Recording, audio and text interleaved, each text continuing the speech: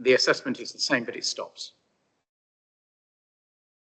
And the point I've made twice, I hesitate to make it a third time, sir, but it is the reference. The site is much smaller than the parcel assessed, therefore it could be concluded its contribution to the purposes of the Greenbelt would be less than that stated in the study, but we don't know because that work hasn't been done.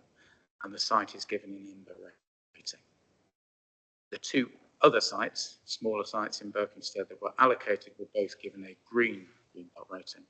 And Greenbelt impact is cited as one of the reasons not to carry this site forward. There is inconsistency. So going to your question, has there been a robust and transparent exercise? No, there hasn't. Thank you, sir. So where do we get to? We posed the question, did ED 40 mean what it said when it took account of the 2016 Greenbelt study essentially only?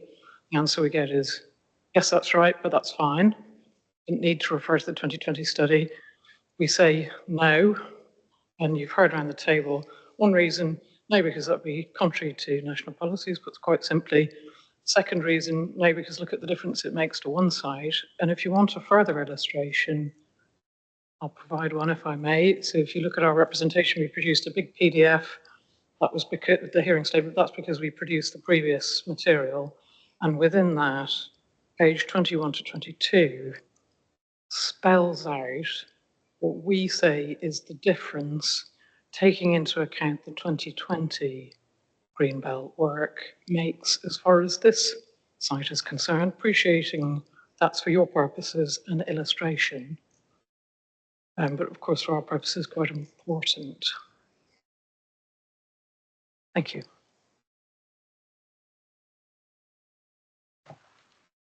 Quick final question. If, and it's a hypothetical question, it's maybe a bit unfair at 21 minutes past 1, but if we were to conclude that this plan, for whatever reason, doesn't meet its housing requirements, so there's insufficient sites proposed in the plan to meet the housing requirement, how important do those sort of methodological flaws become, as you put it? Well, just so if the plan was if the plan was meeting housing needs, is your position that is your position that what the council has done? So we come to the end of this process and we say, right, all of these sites are justified on their own merits. These are justified allocations. The plan meets its housing need. Is your position, just so we can take this away, that even on that basis, that the way in which the council went about considering these issues and grappling with these issues is so fundamentally flawed that the whole plan is unjustified? And you're directing us to sort of almost say to the council, go back to square one and look at all of this again. What are you asking yourself? What's the? I just want to make sure that I've got the question.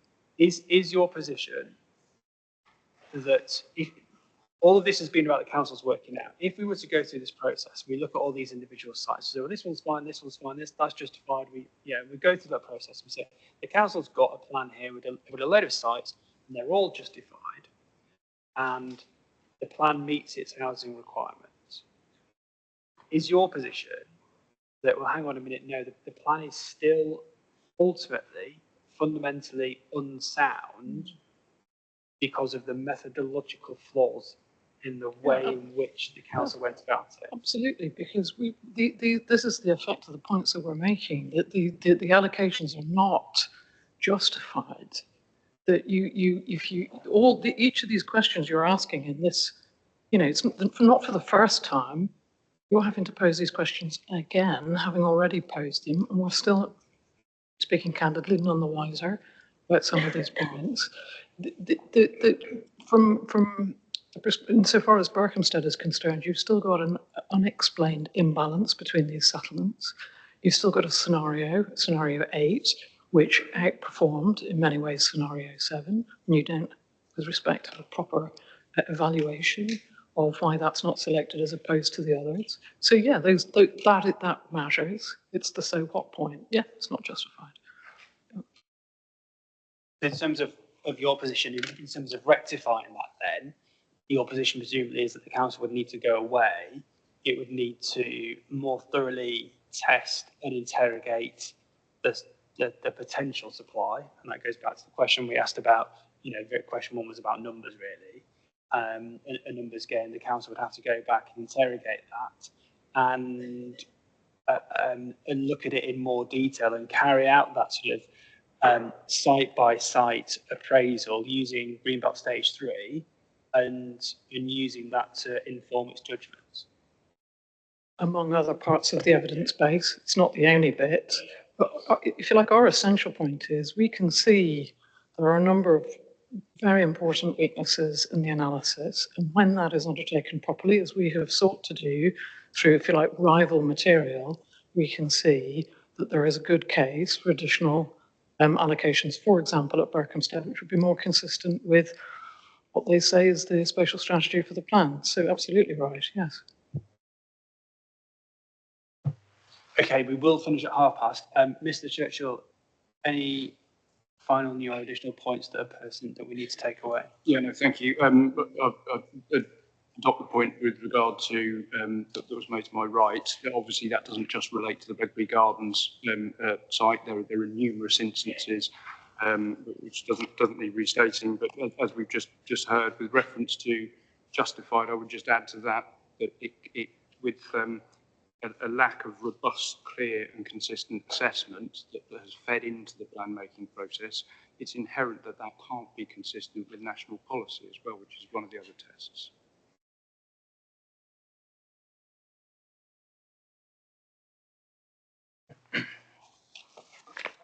Again, I will just try and keep it high level. I don't want to dwell too much upon matters here, but it's clear that, people do feel, have their views, and that's what I expressed. I think going back to just a few points on wrap up, every site's different and every site has their own characteristics. And I think notwithstanding the fact that we still stand by our evidence, and what we have put forward to you, there's a massive amount of detail underpinning it. So if we had maybe got, a line wrong or a sentence wrong, I don't think, and going back to my initial point, it would not change our position on sites. I think when it comes to those that are challenging the process, I think they are very inward focused on their own interests. They don't look or consider the strategic picture. They don't consider the cumulative impact of growth that we have to do. They say their site can wipe their own face. And that's probably ideally what we're all like to see. But for places such as Hempstead, to look at another 1,000 homes, or indeed more through other sites, and honestly tell us any additional pupils need to travel to Tring. Any additional pupils need to travel to schools in Hemel, Hempstead, because they are not delivering any education solutions themselves.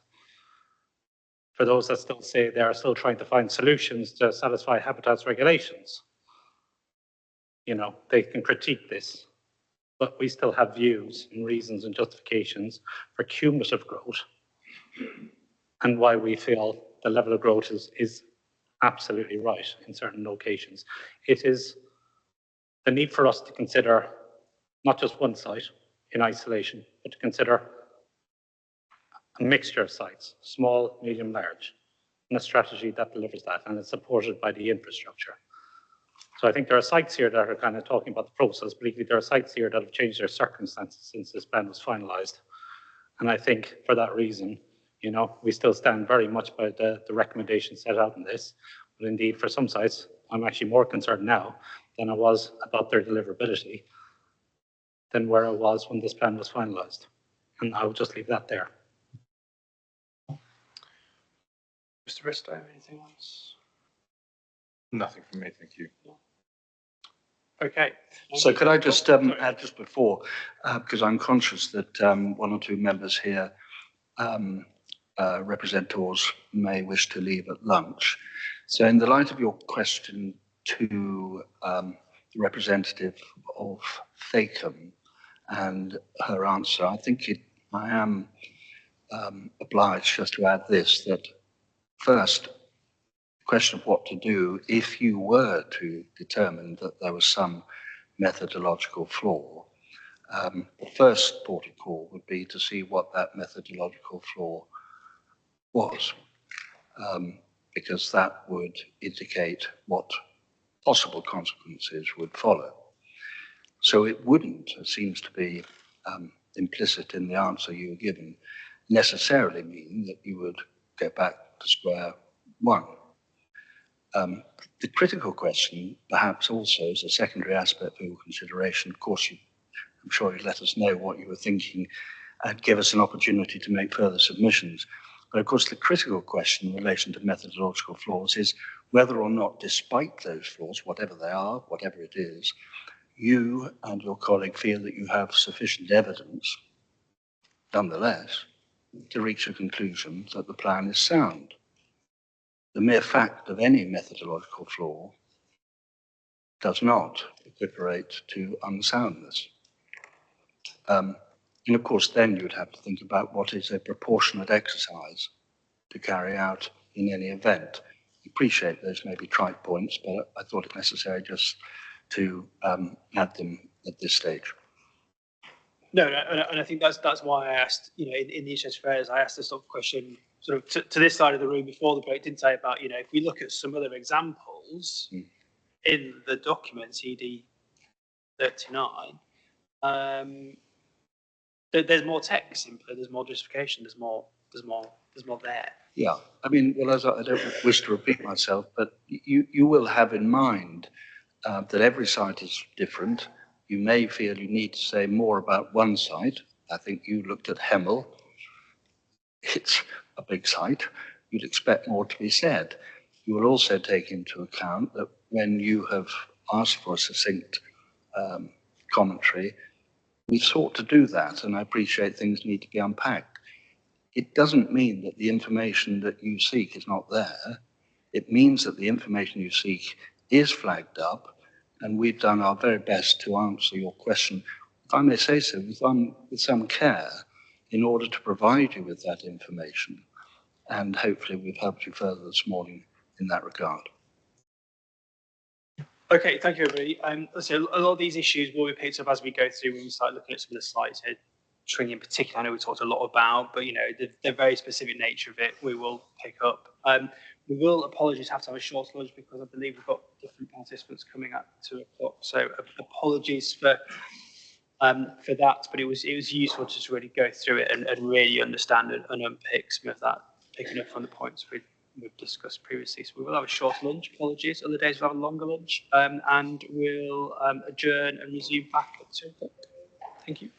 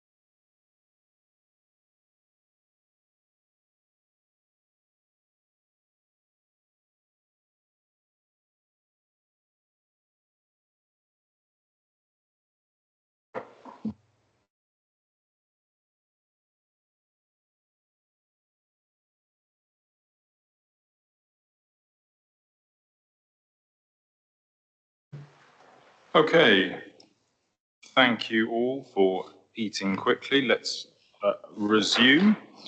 So we're sort of chopping and changing between Mr. Birkinshaw and myself, Mr. Bristow, on this session.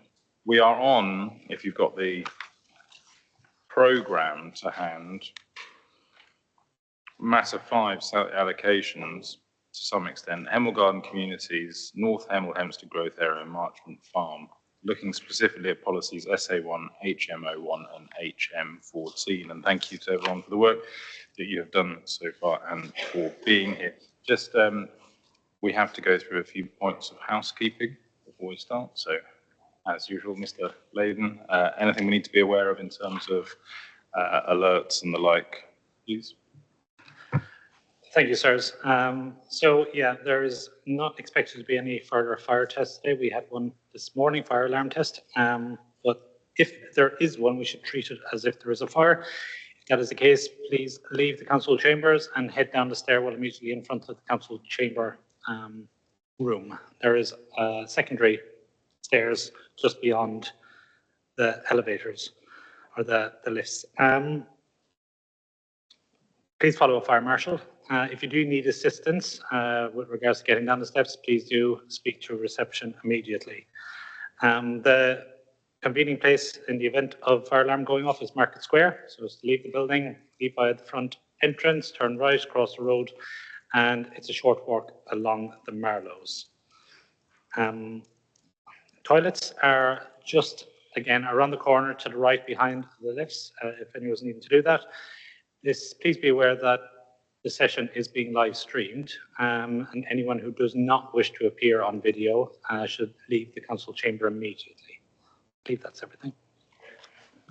Thank you very much. Just a few points from ourselves. If I could remind everyone, sounds quite strict. We're not necessarily preparing for takeoff right now, but to put your mobile phones onto airplane mode because there was some interference with the technology previously, and only to use the Wi-Fi details that are there. They're on a little slip of paper rather than to hotspot anything.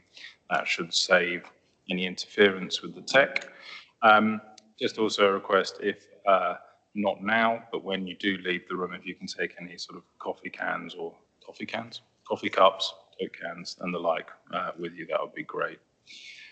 Okay, so in terms of the program, we are on matter 5. We've got 3 policies listed: SA1, HM01, and HM14. And our proposal for this session is to stick quite closely to those. We're going to sort of chop and change between us. But because we have some new people around the table, I think it would be useful just to go around very briefly, introduce ourselves and our particular position, why we're here today, what our interest in this session is. So thank you. If I can start with the council, Mr. Howell Williams. Thank you. Good afternoon. Ronan Layden, Head of Strategic Planning here at Dacorum Borough Council. On my right is Craig Howell Williams, KC, Council for Dacorum, and to my left is Keely Mitchell, Principal Planning Officer.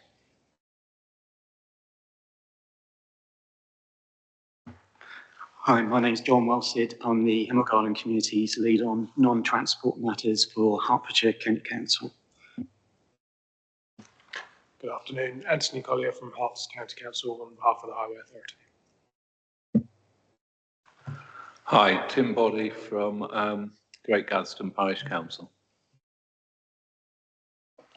Yeah, good afternoon, Matt Thompson from Lee Chilterns Conservation Board. Good afternoon, sir. Tony Clements from Nexus Planning for Crest Nicholson. Paula Carney, the Kitewood Estates. Kitewood's land interest is Holtsmere End Farm, which is located to the northeast of Hempstead, within the HM01 allocation. Hello, my name is Mark Kirby. I'm here representing Kitewood. I am from Velocity Transport Planning. Good afternoon, sirs. David Bird from Rovia Council Planning, representing Crown Estate. James Marici, KC, representing Crown Estate. Heather Pugh, David Locke Associates, representing the Crown. Thanks. Thank you very much, everyone. Okay. The first question, so that's really good to know who's here, and it reassures me that the structure is right for today. The first question we had, and I just want to cover it off, was around policy SA1, strategic policy SA1, allocated sites.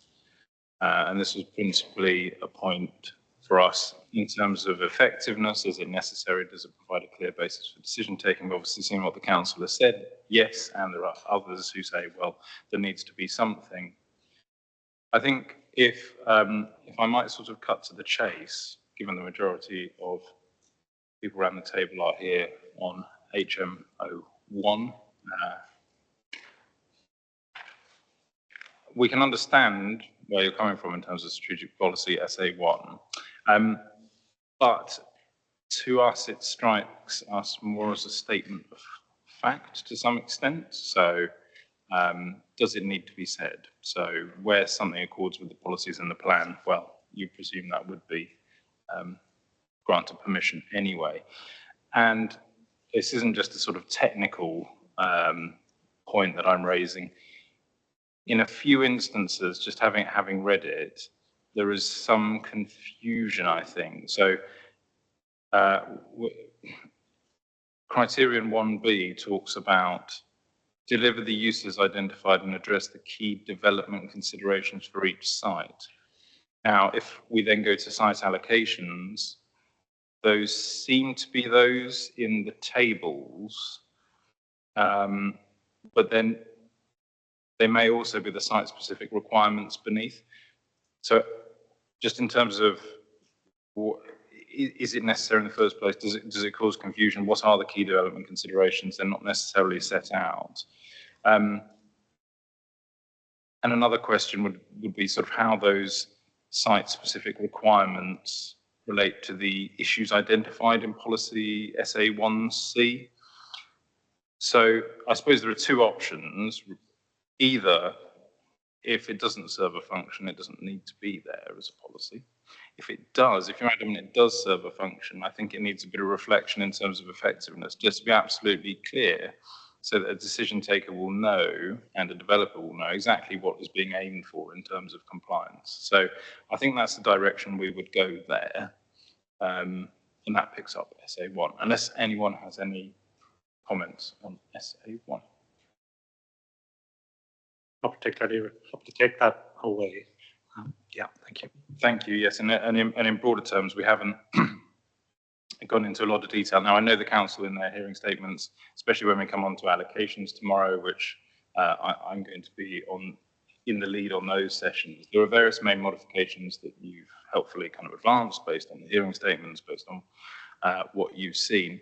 And I appreciate why those aren't in sort of one place, because you're waiting for us to go to give an indication. But I think sort of the time has come probably to start a schedule of main modifications, drawing all those individual ones that you're putting forward out into that place, so we can kind of see them as a trail.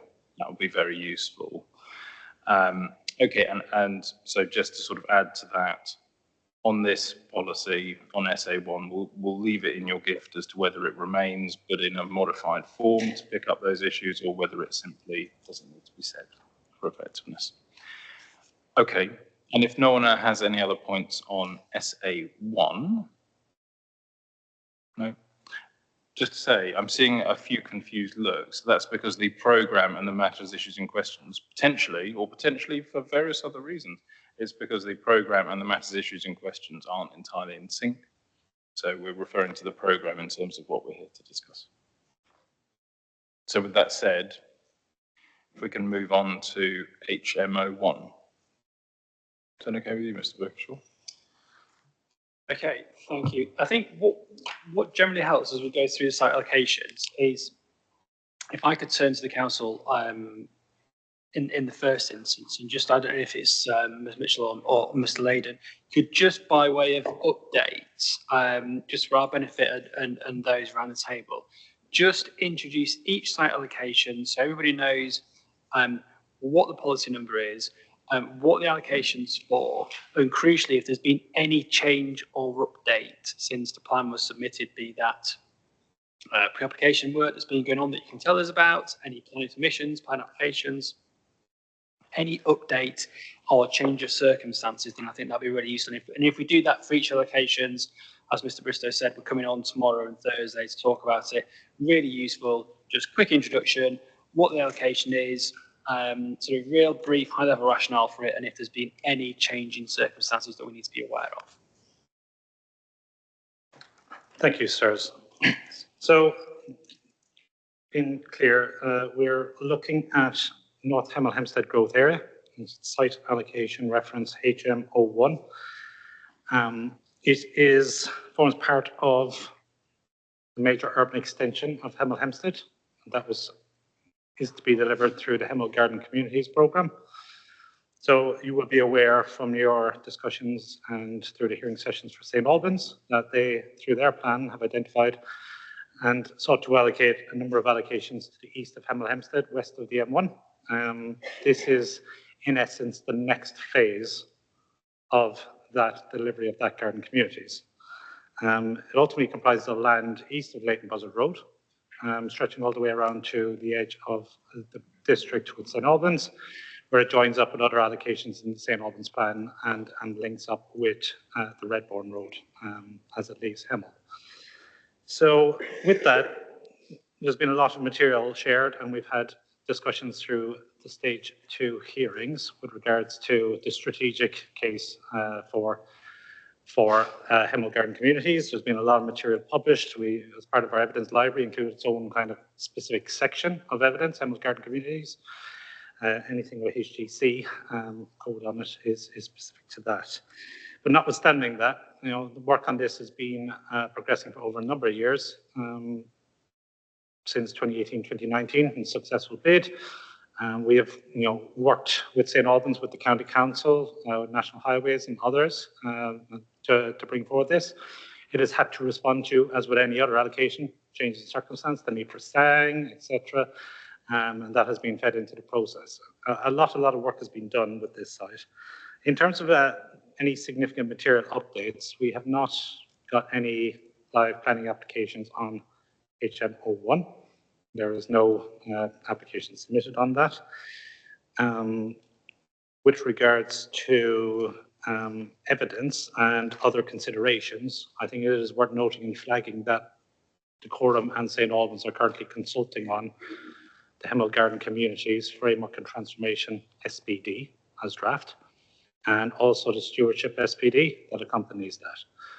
So that is, since we last met, that is something that has been approved by both council, is now out for public consultation.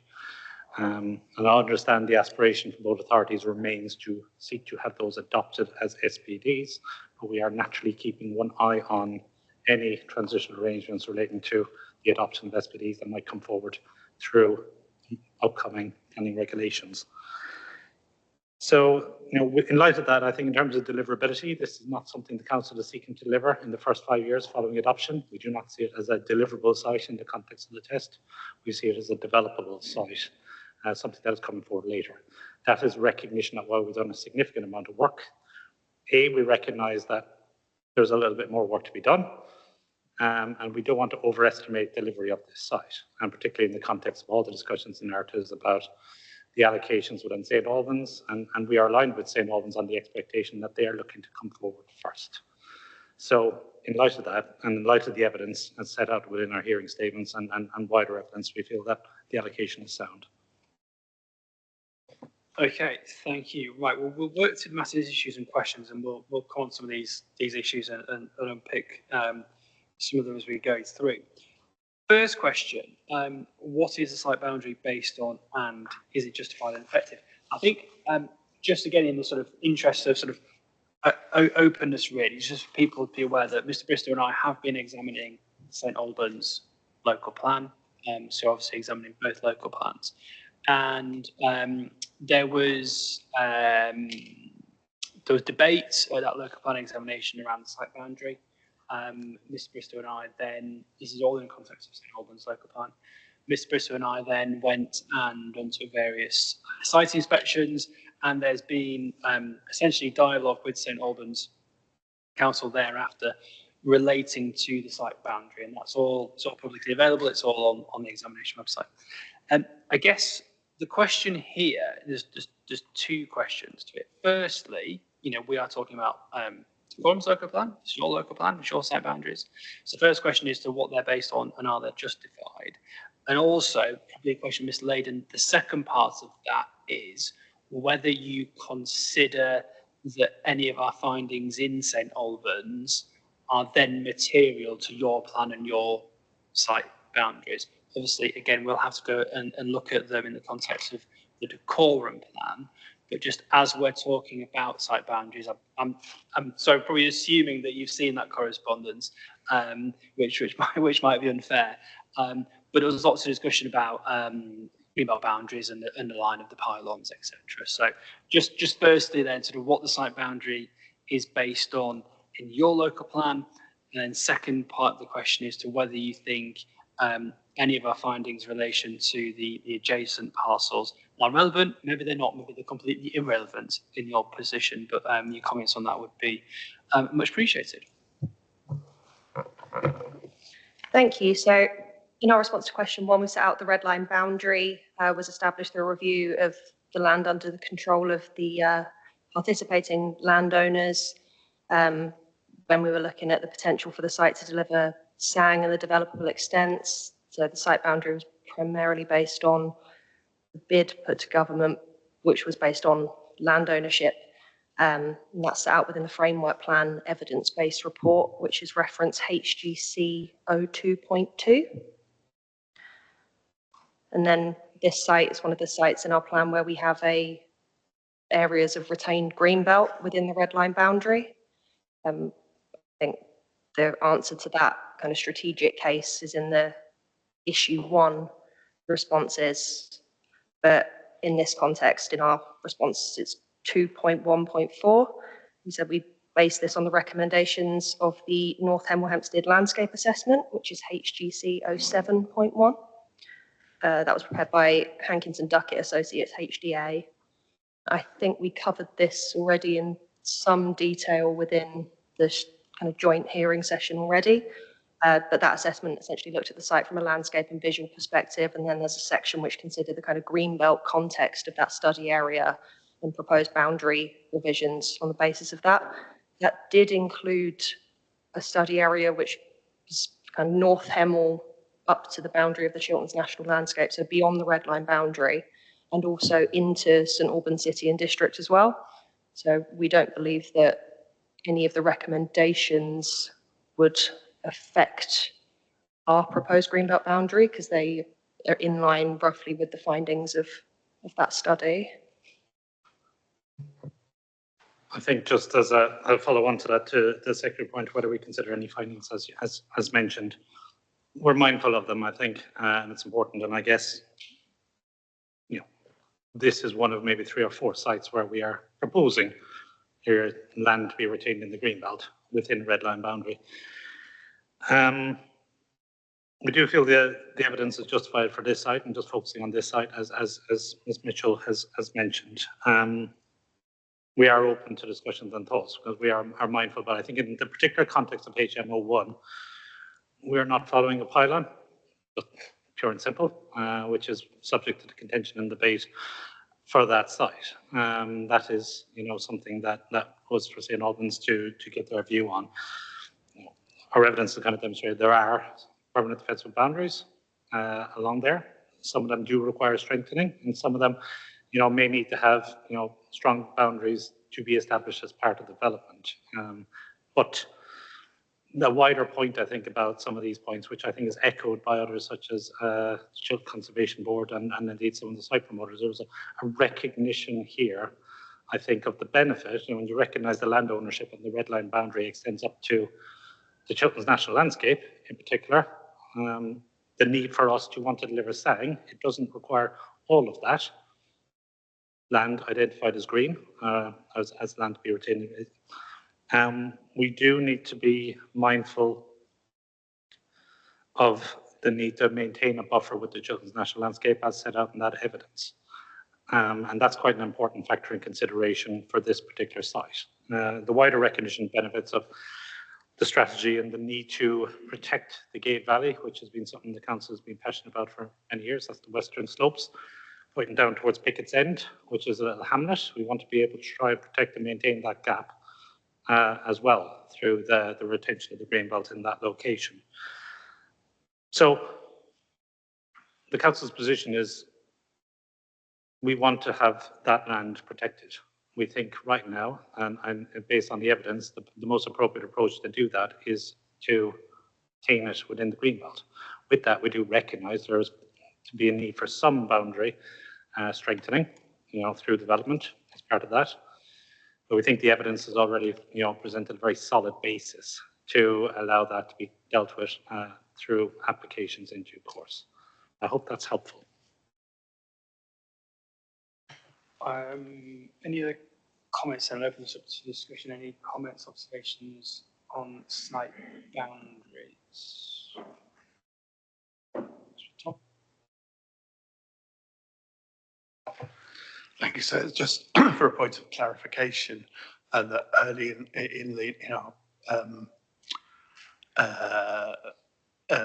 submissions made on the Regulation 19 consultation, we raised concerns about this site from the perspective of the national impacts on the national landscape. That was, we've been reassured by clarification that the greenbelt buffer has been maintained between the national landscape and the actual development site, and that's something that we strongly support and would object to being reduced in any way. But that's now not something that we have the same level of concern about. In terms of the green belt boundary, is the council satisfied that? And obviously, we understand the rationale for what the plan does and seeking to retain areas of land in the green belt. In terms of the land of the green belt boundary, is the council satisfied that the new green belt boundary will be clearly recognisable based on physical features, etc.? What will become the new green belt boundary, and is it a logical one that's clearly recognisable, or could become clearly recognisable? I point to section 8 of HGC 07.1, so that's the landscape study I mentioned before, which sets out examples of how the boundary is consistent with paragraph 148 of the framework. And then some examples within my hearing statement at paragraph 2.3.4, so the response to question 2. A, B, and C list those out. So following lines of woodland and tree belt, including areas of ancient woodland, complemented by additional features, delivering a landscape and planting strategy, which increases the definition of existing field boundaries, and keeping development behind the local ridge line as well to maintain that sense of separation that Mr. Layden mentioned as well. So paragraph 8.6 within HGC 07.1 lists how the proposals mapped respond to greenbelt considerations, and then a wireframe testing exercise within the appendices kind of demonstrates how that could look in practice from key viewpoints. And we agree with the conclusions of that study, which say the proposed area of allocation, the proposed developable extent accords with paragraph 148 by defining the clear new boundaries using those features that exist and identifying opportunities to enhance those boundary features. And again, just this is like sort of different context and different land ownership here. In terms of, if you look at the plan, I guess the simplest way to do it is if you go to page 122 of the local plan, where it shows the HM01 boundary, there's the northeastern corner of the site. It's you can see on the map there's Holtsmere and farm there, and then to the northeast of that, the boundary, does it follow the line of the pylons there? And it sort of then just sort of juts in and then goes up to, is it Gaddesden Lane? Again, I'm sort of looking in two directions here, so you might give me the answer. What's that part of the site boundary based on? Is it purely land ownerships? If I could point you to, I'm going to go back to HGC 07.1, figure 12 of that document on page 40. I think, yeah. So it's HGC 07.1.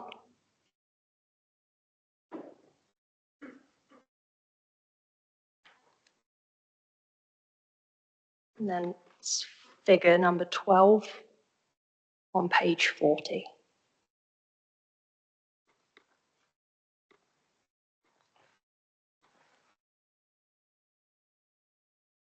Sorry, have you got that now? Nice. On the key, it just kind of shows that that's a ridge line and there's existing hedgerows in that area. So it's almost a continuation of existing boundaries in that area.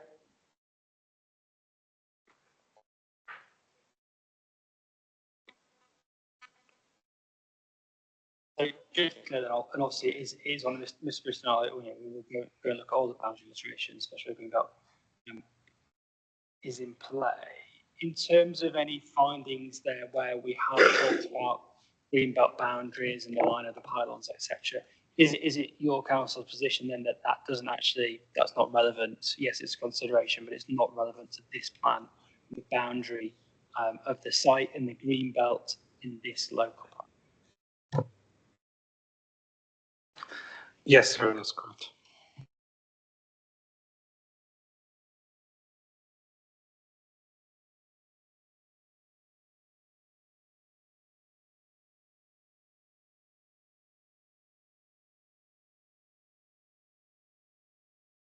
So question 2 really was wrapped up in that. That was around the justification for the alterations. We've sort of heard extensively. We've seen the evidence around that and the, sort of the rationale and the reason for the boundary as proposed. Yeah. But could I just make one point? And I should have done this in my introduction, really, because we have read everything that's come in, and I'm saying this principally because I know Mr. Boddy's here, and I've seen the representations of Gaddesden Parish Council, so I and Mr. Birkinshaw are very well aware of your perspective in terms of the site. So I just wanted to reassure you, which I should have said to start with, but thank you for being here. Okay, Mr. Birkinshaw. Okay, which leads us on to, in terms of greenbelt release, a topic and theme which we spend a lot of time today talking about, exceptional circumstances. So what are the site-specific reasons or rationale for amending your greenbelt boundary in this location? What are your exceptional circumstances to justify sort of rolling the greenbelt boundary back for the northern expansion of Hemel Hempstead?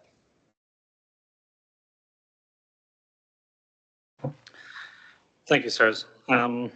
So our response to question 3 spells out our exceptional circumstances and how they exist and how they justify amending the greenbelt boundary in this location. I won't repeat it verbatim, I won't go through it, but making particular reference, without going back on earlier matters, but second paragraph makes reference to the exceptional circumstances case to justify changes to the greenbelt, which is SSA 07.1.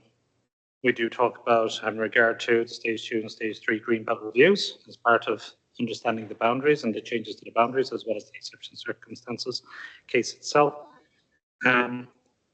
We've had regard to the landscape appraisal as well, CSN 08.1.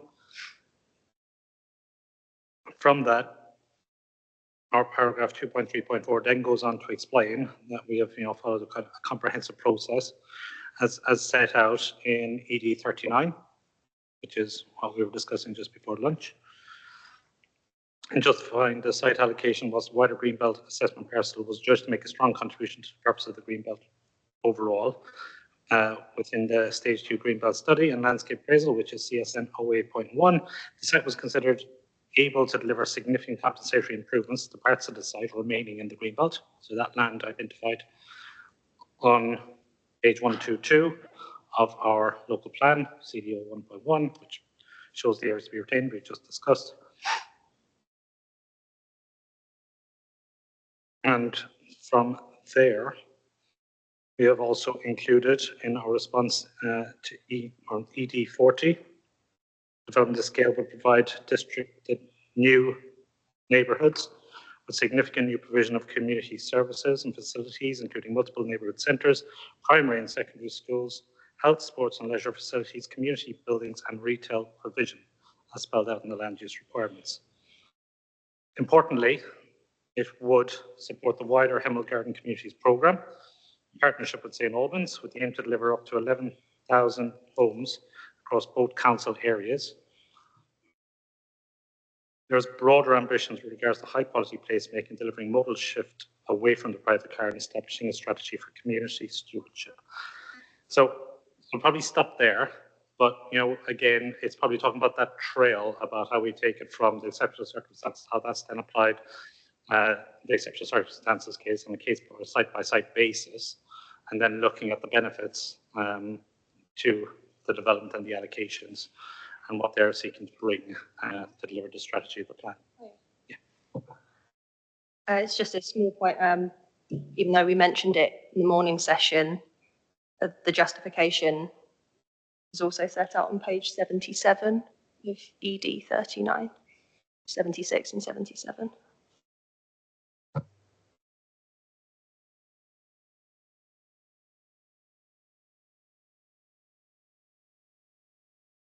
Where you, and I'll sort of open up to any comments people have on that, where you are proposing to retain areas in the green belt, is there then obviously, we've seen the comments from obviously, Charles National Landscape, for example, is there going to be, or a likelihood of any conflict arising between what the plan seeks to allocate in terms of scale of development, mix of uses, infrastructure requirements, and then the areas of land that are retained in the green belts? Is there a potential conflict there between, we want all these things from this allocation, but we also are going to retain a large area in the green belt? Is there a conflict there, or can everything be delivered within the red line and within the sort of area to be removed? This was a theme that came up, and I think it's fair to raise, in terms of the St Albans allocation. It is all part of the strategic growth of Hemel Hempstead. There's concerns raised there about leaving land in the green belt, but having master plans and things like that, show it for infrastructure and transport requirements. Do you have similar concerns? Do you have similar issues, or what would the land retained in the green belt? But within the site, what's that proposed for? What's that going to be used for? Okay, thank you. Yeah, thank you for the clarity on that. At a high level, strategic level, there is no conflict. The purpose and nature of that land to be retained in the greenbelt is in the main to deliver or to secure natural green space. So I think that by nature of where we've got to right now, looking at the land to be retained in the greenbelt, probably along the western edge, along the Gay Valley and to the northwest, on land in the ownership of the Crown Estate, I think we're looking at quite a substantial amount of that to be retained and used for SANG, satisfy the requirements of the habitat regs. I think similarly to the northeast, where we have that area to the northeast, there's other site promoters. I think some of those here today, Kitewood, etc., who would be looking to deliver their SANG on that. Outside of that, the intention is that it would be kept to and enabled to deliver those landscape buffers as necessary, not necessarily SANG, but ultimately keep it retained as natural. Notwithstanding that, I'll pass over to Ms. Mitchell because we have been considering kind of, some of the more intricate points about smaller portions or particular areas within that land as well. Yeah, so I'll just point you to this DBC ED 32. That's the statement of common ground between ourselves and David Locke Associates for the Crown Estate.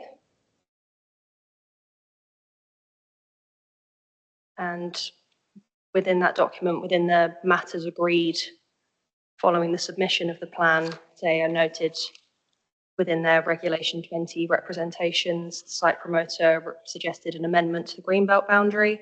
We've discussed and we've suggested a slightly different amendment to the greenbelt boundary, which ultimately follows what is presented in figure 12 of the landscape study. It's just an adjustment to essentially include Wood Farm, the buildings of Wood Farm, within the developable extent. And we've provided a kind of map of the current proposed greenbelt boundary, and then a map of the proposed amendment to the greenbelt boundary as appendices to that statement of common ground. So they'll be in the examination documents as ED 39A and B. But we don't consider it to be a major change. It's still entirely consistent with the evidence put forward. It just reflects responses made by the site promoter that they wish to use the Wood Farm buildings for the facilities to support the SANG. We think because the kind of minor amendment to that boundary is still consistent with what was put forward in the landscape assessment in 07.1, we're happy to agree that, subject to yourselves agreeing that's a modification.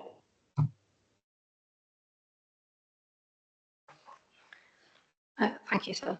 I think it's just to sort of echo what the councillor said.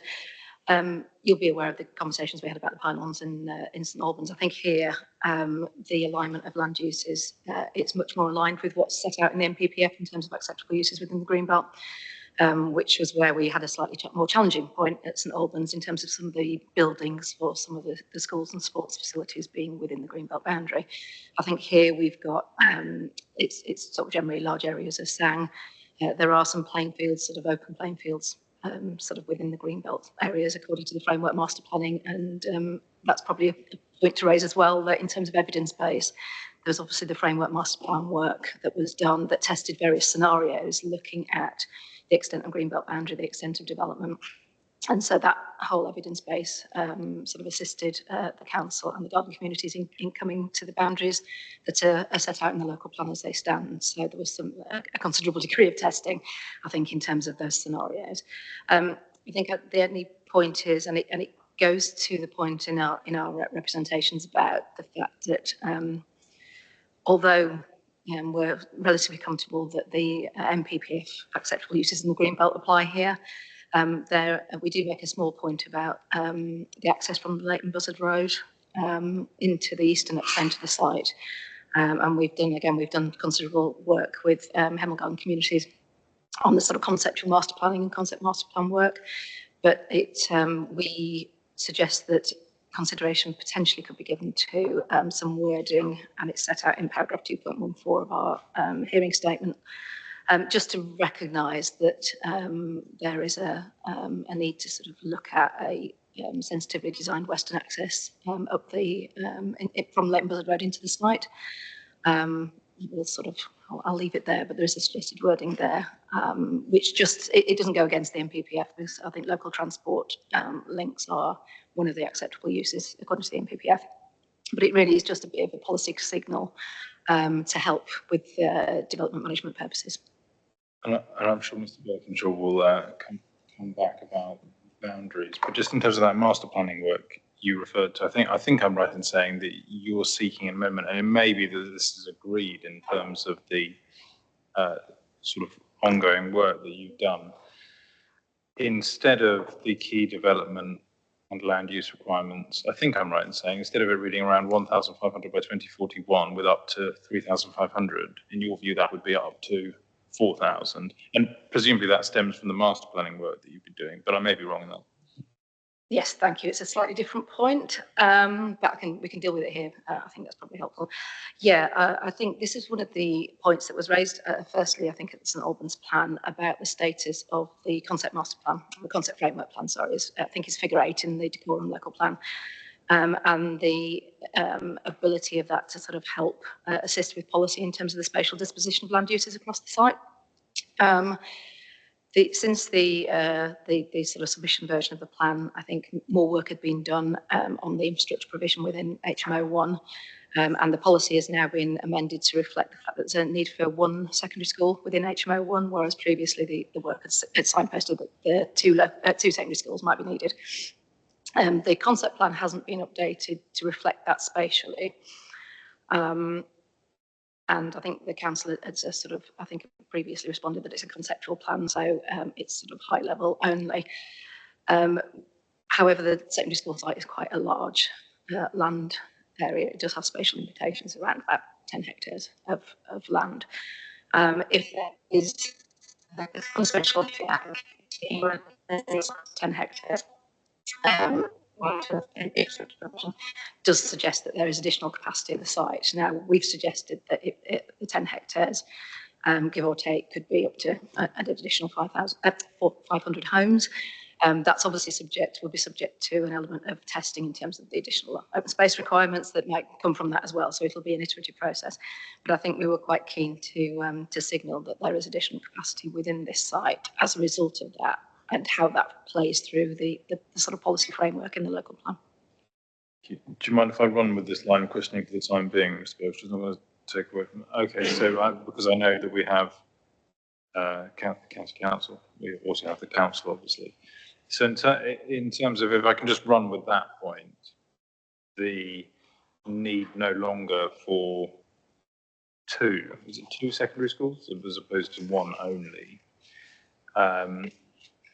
I think we've heard one 8-form secondary school is already referred to. So I can just get the council's kind of position on that, and feel free if Mr. Wellstead wants to mention anything from his perspective. Thank you. I think just for consistency, I believe it was set out within our statement of common ground with the County Council UD 47. I think we understood and agreed that one secondary school to be delivered within plan period. I think the County Council statement had also reiterated the point that I imagine longer term growth and the needs will need to be subject to review, given that many years will need to come. But perhaps the County Council can probably add to this. Thank you. Yes, Mr. Worsted. Thank you. Yes, just to agree that in the statement of common ground, the parties agree that there is a need for one secondary school site within the plan period.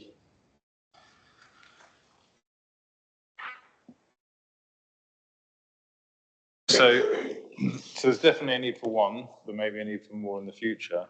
I think probably, and I know you're putting words in the Crown Estate's mouth in this respect, is the issue not that it talks of with up to 3,500 additional homes. So it might be 4,000, it might be a different number if in the eventuality you don't need two schools, and that means instead of 20 hectares, you only need 10 for school users. So what would the council say to that, if you like, hard upper limit in terms of the number of homes, which I think is at the core of the Crown Estate's position?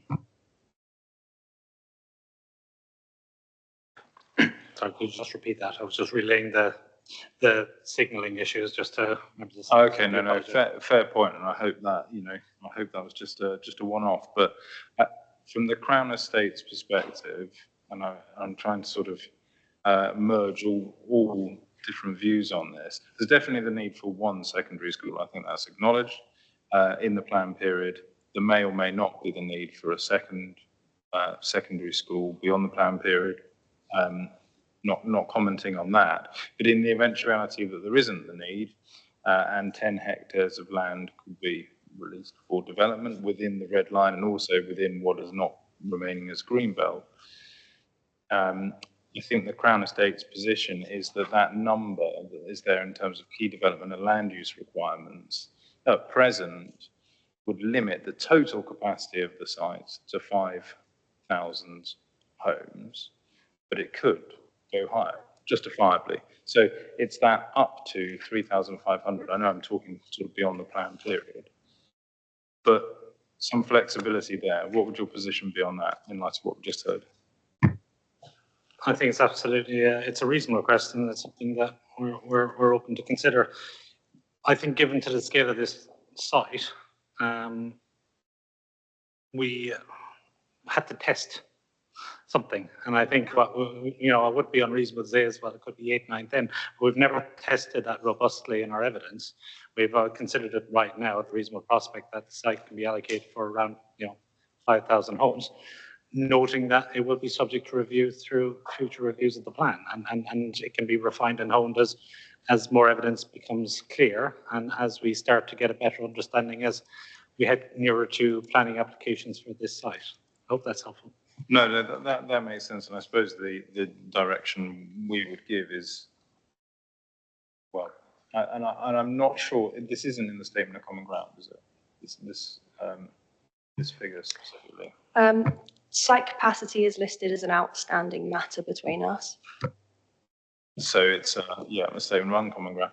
I mean, I think the direction we would give is that is a very hard buffer, is it not? Up to 3,500. Well, actually, if we're talking about maximising the efficient use of land, if it's within an allocation, I think that needs some thought. Of course, you can work together on a wording that might satisfy you both. It may be 4,000. It may be something else, just to make sure that that doesn't inadvertently inhibit development that would be acceptable.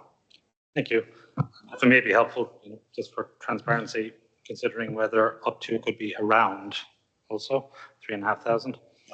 Yes, but speaking personally, I've dealt with one appeal inquiry that was all about what the meaning of the word around was. So you may just want to think about how you don't end up in that situation. And I invite you to, speak with each other to come up with something. But I think that is a very hard-edged figure that may come to pass, given that we're talking about things maybe 20, maybe more years hence. That's a bit hostage to fortune. Okay, thank you. Thank you. Sorry. Where does the issue of the secondary school arise? I'm just thinking in terms of soundness and what changes would need to be made to the submitted plan. What modifications would be needed, if any?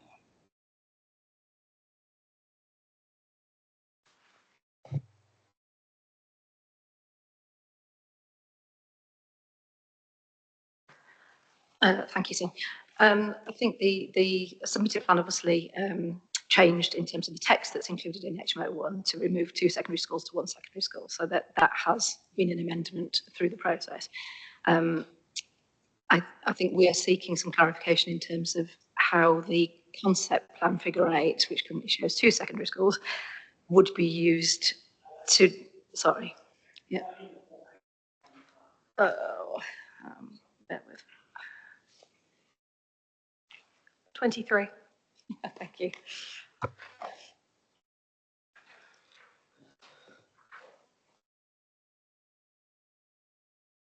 So, have you got that? So, yeah.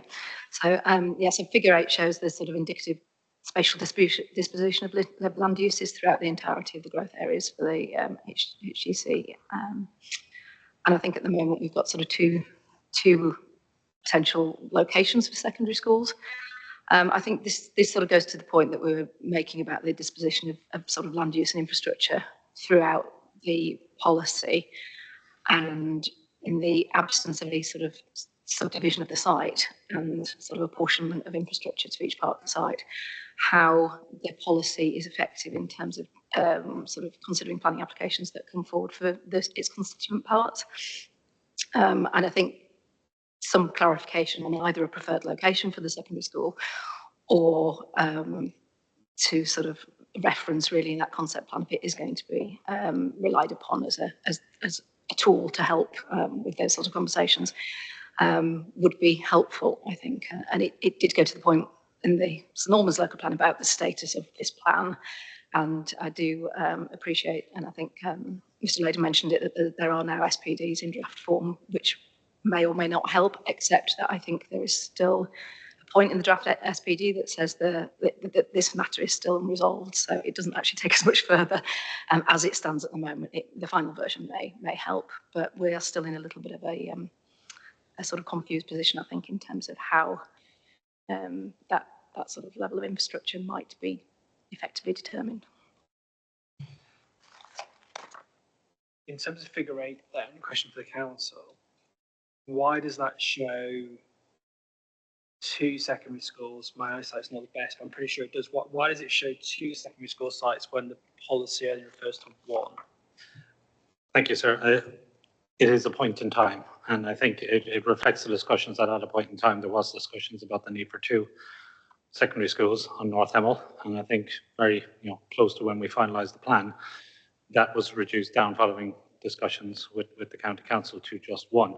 But needless to say, the ability to update concept plans takes a bit of time. And through the joint hearing sessions, we were quite comfortable to look to produce some updated diagrams within the local plan to probably better reflect the policy position. And that was something we took away from the joint hearing sessions with St. Albans.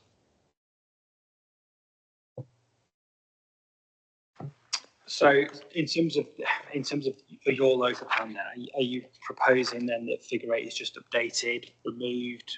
Yeah, updated. Simply just update and just make sure it's as aligned as possible with the most up-to-date position following discussions. Yeah. So just, right, okay, so figure 8 gets updated. The totals for the site then, and then we go back to HM01. If the secondary school is not needed, how has the council sort of grappled with that issue around site capacity then? Or has it not as yet done that? Thank you. It has been considered, I think, considerably, and there's colleagues within the Hemel Garden Communities team here today that have been working at detail and with site promoters and others to understand the various land use components and requirements across the whole of HM01 as well as the wider programme area. It ebbs and flows. I think fundamentally, I think within our plan we had 5,000. We're seeking around and up to 5,000 figure.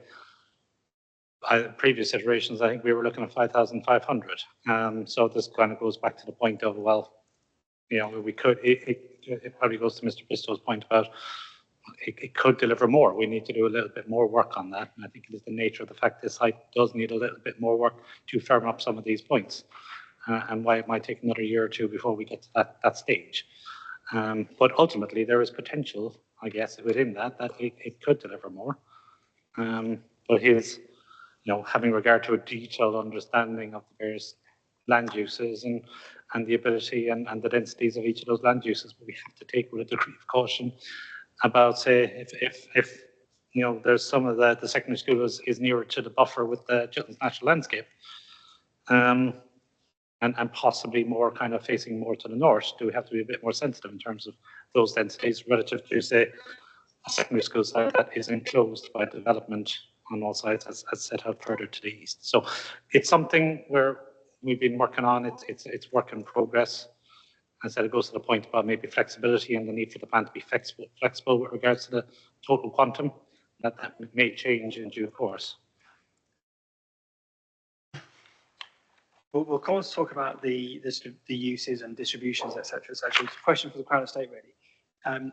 All of the allocations refer to approximately X number of dwellings, and we know the reasons why it does that. The local plan shouldn't say this shall only provide 85 houses if the plan permission comes forward and is 87, etc. Question for Crown Estate: if policy HM01 said, and I'm just thinking out loud here, around 1,500 dwellings by 2041, with approximately 3,500 additional homes beyond the plan period, and it took out that up to and replaced it with an approximately.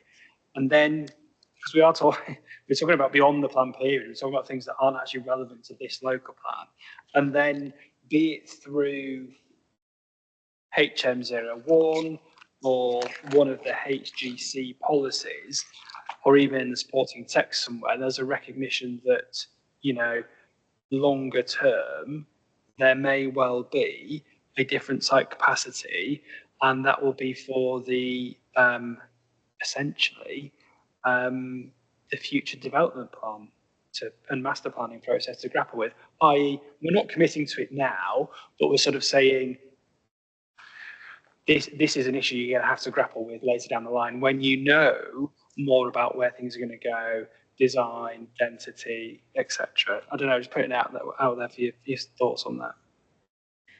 Yeah, I think that would probably be a more sort of comfortable approach, I think, from a policy position at this point in time, given that neither side really know where we might end up in terms of overall numbers post 2041. I think so. I think if you know you've already gone from 2 secondary schools to one, who knows what? You know, this is a big strategic site taking a long time beyond the plan period. I think probably less is more, and you can probably take out very specific up to figures for approximately, and then be it around. There's obviously lots of policies, there isn't there, about the garden communities. Somewhere within there, I think we could happily support a main mod that sort of says exactly what we've been talking around, and the future capacity will be subject to future design and review as part of the next local plan, essentially, because that's what we're talking about, isn't it? Plus the point you've already made about updating the concept plan. Yeah. Those things together, we're satisfied that would deal with the issues, yes. To sort of go back a stage, we were talking about, and then we'll come on to look at specific uses really, and site ownership. There was a point that the Crown Estate made around the western access point, and there was their suggested change. I don't think we got the council's views on that. So it's in the hearing statement, and it's question 4, I think. It's this suggested clause or additional wording around a western access from Leighton Buzzard Road through that part of the site remaining in the green belt. I think I'd just flag that within the statement of common ground, so DBC ED 32, we cover this matter in 3.22. And we note that we agree to the principle that the transport corridor will constitute local transport infrastructure within the Greenbelt land. And that the provision for this is within national planning policy.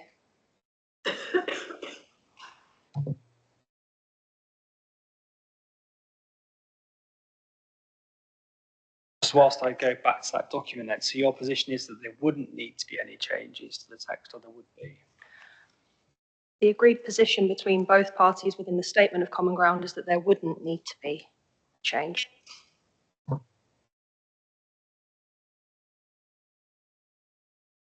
position that we've taken is that we are agreed that this infrastructure would fall within the definition of local infrastructure, and therefore potentially not be an appropriate development. But I think the point that we've made is that because of the further work that's been done and the strong likelihood that the very strong likelihood, if not inevitability, that that sustainable transport corridor is going to have to go through part of the green belt, it would give further assurance in the future that there wouldn't be any planning issues around that if either the policy or perhaps the supporting text had some explicit recognition of the fact that that is what's likely to happen, and that that would be supported by the plan. Yes, I think we could fall back on the MPPF, and I think we've agreed that with the council. But obviously, there's an added level of assurance if either the policy or the supporting text also recognised explicitly the likelihood of the STC going through Greenbelt land.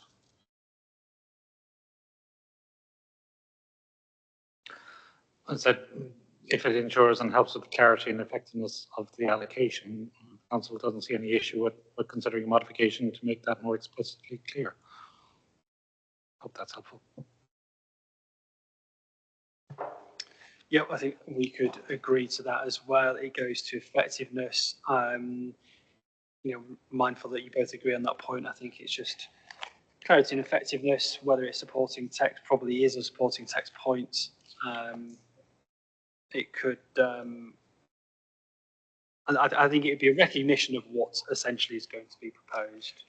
I mean, it could be worded in that way. So you going to say something? I was going to say something, but it wasn't sort of fully formed in my mind, which is that, and I'm jumping around, but correct me if I'm wrong, there is not a specific policy in the plan on applying national planning policy to the Greenbelt. This is kind of an issue that crops up in matter 9, I think. So, take Mr. Marici's point that you could rely on this effectively national policy to provide that infrastructure, but in the absence of that linkage between the plan and what happens in the Greenbelt in terms of applying national policy, it could get quite muddly. We'll obviously come on to Greenbelt policy, but I think I'm with Mr. Birkinshaw that we could support something that just makes that clear in terms of not stymieing the development that the allocation otherwise seeks to enable. Thank you.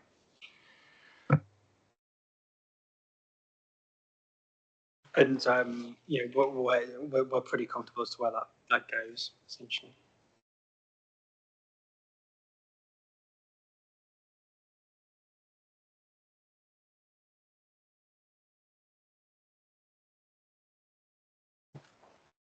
Again, if people do want to come in, just put your nameplates on end and any representations we can go through.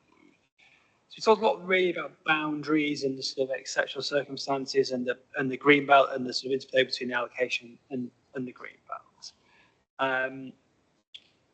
Couple of questions I want to touch upon, then we sort of might take a break really, is probably on to questions 4 and 5. Firstly, around heritage and landscape implications, particularly in respect to the setting of the Chilterns National Landscape. We're looking at Mr. Thompson here.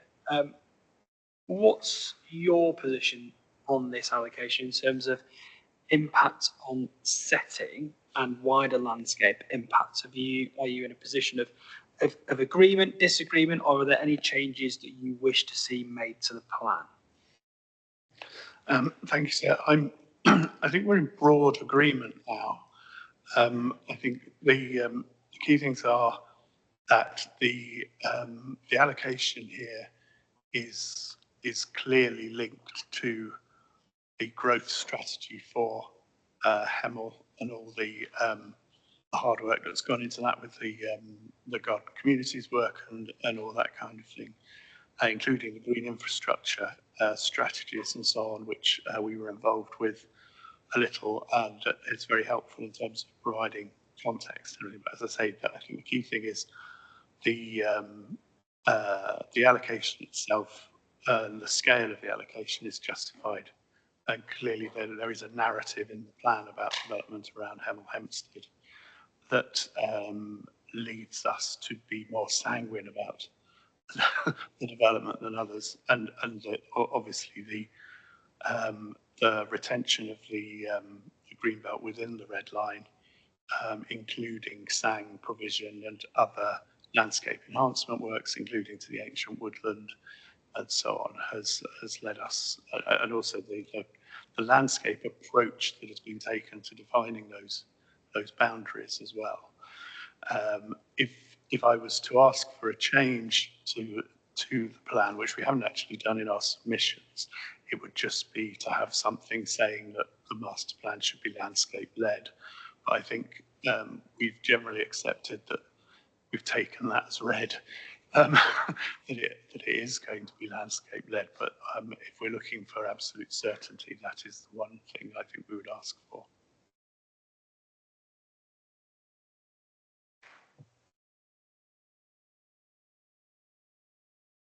I think nothing further on that. We will take that point away and we'll consider it as part of the next steps, but appreciate the feedback.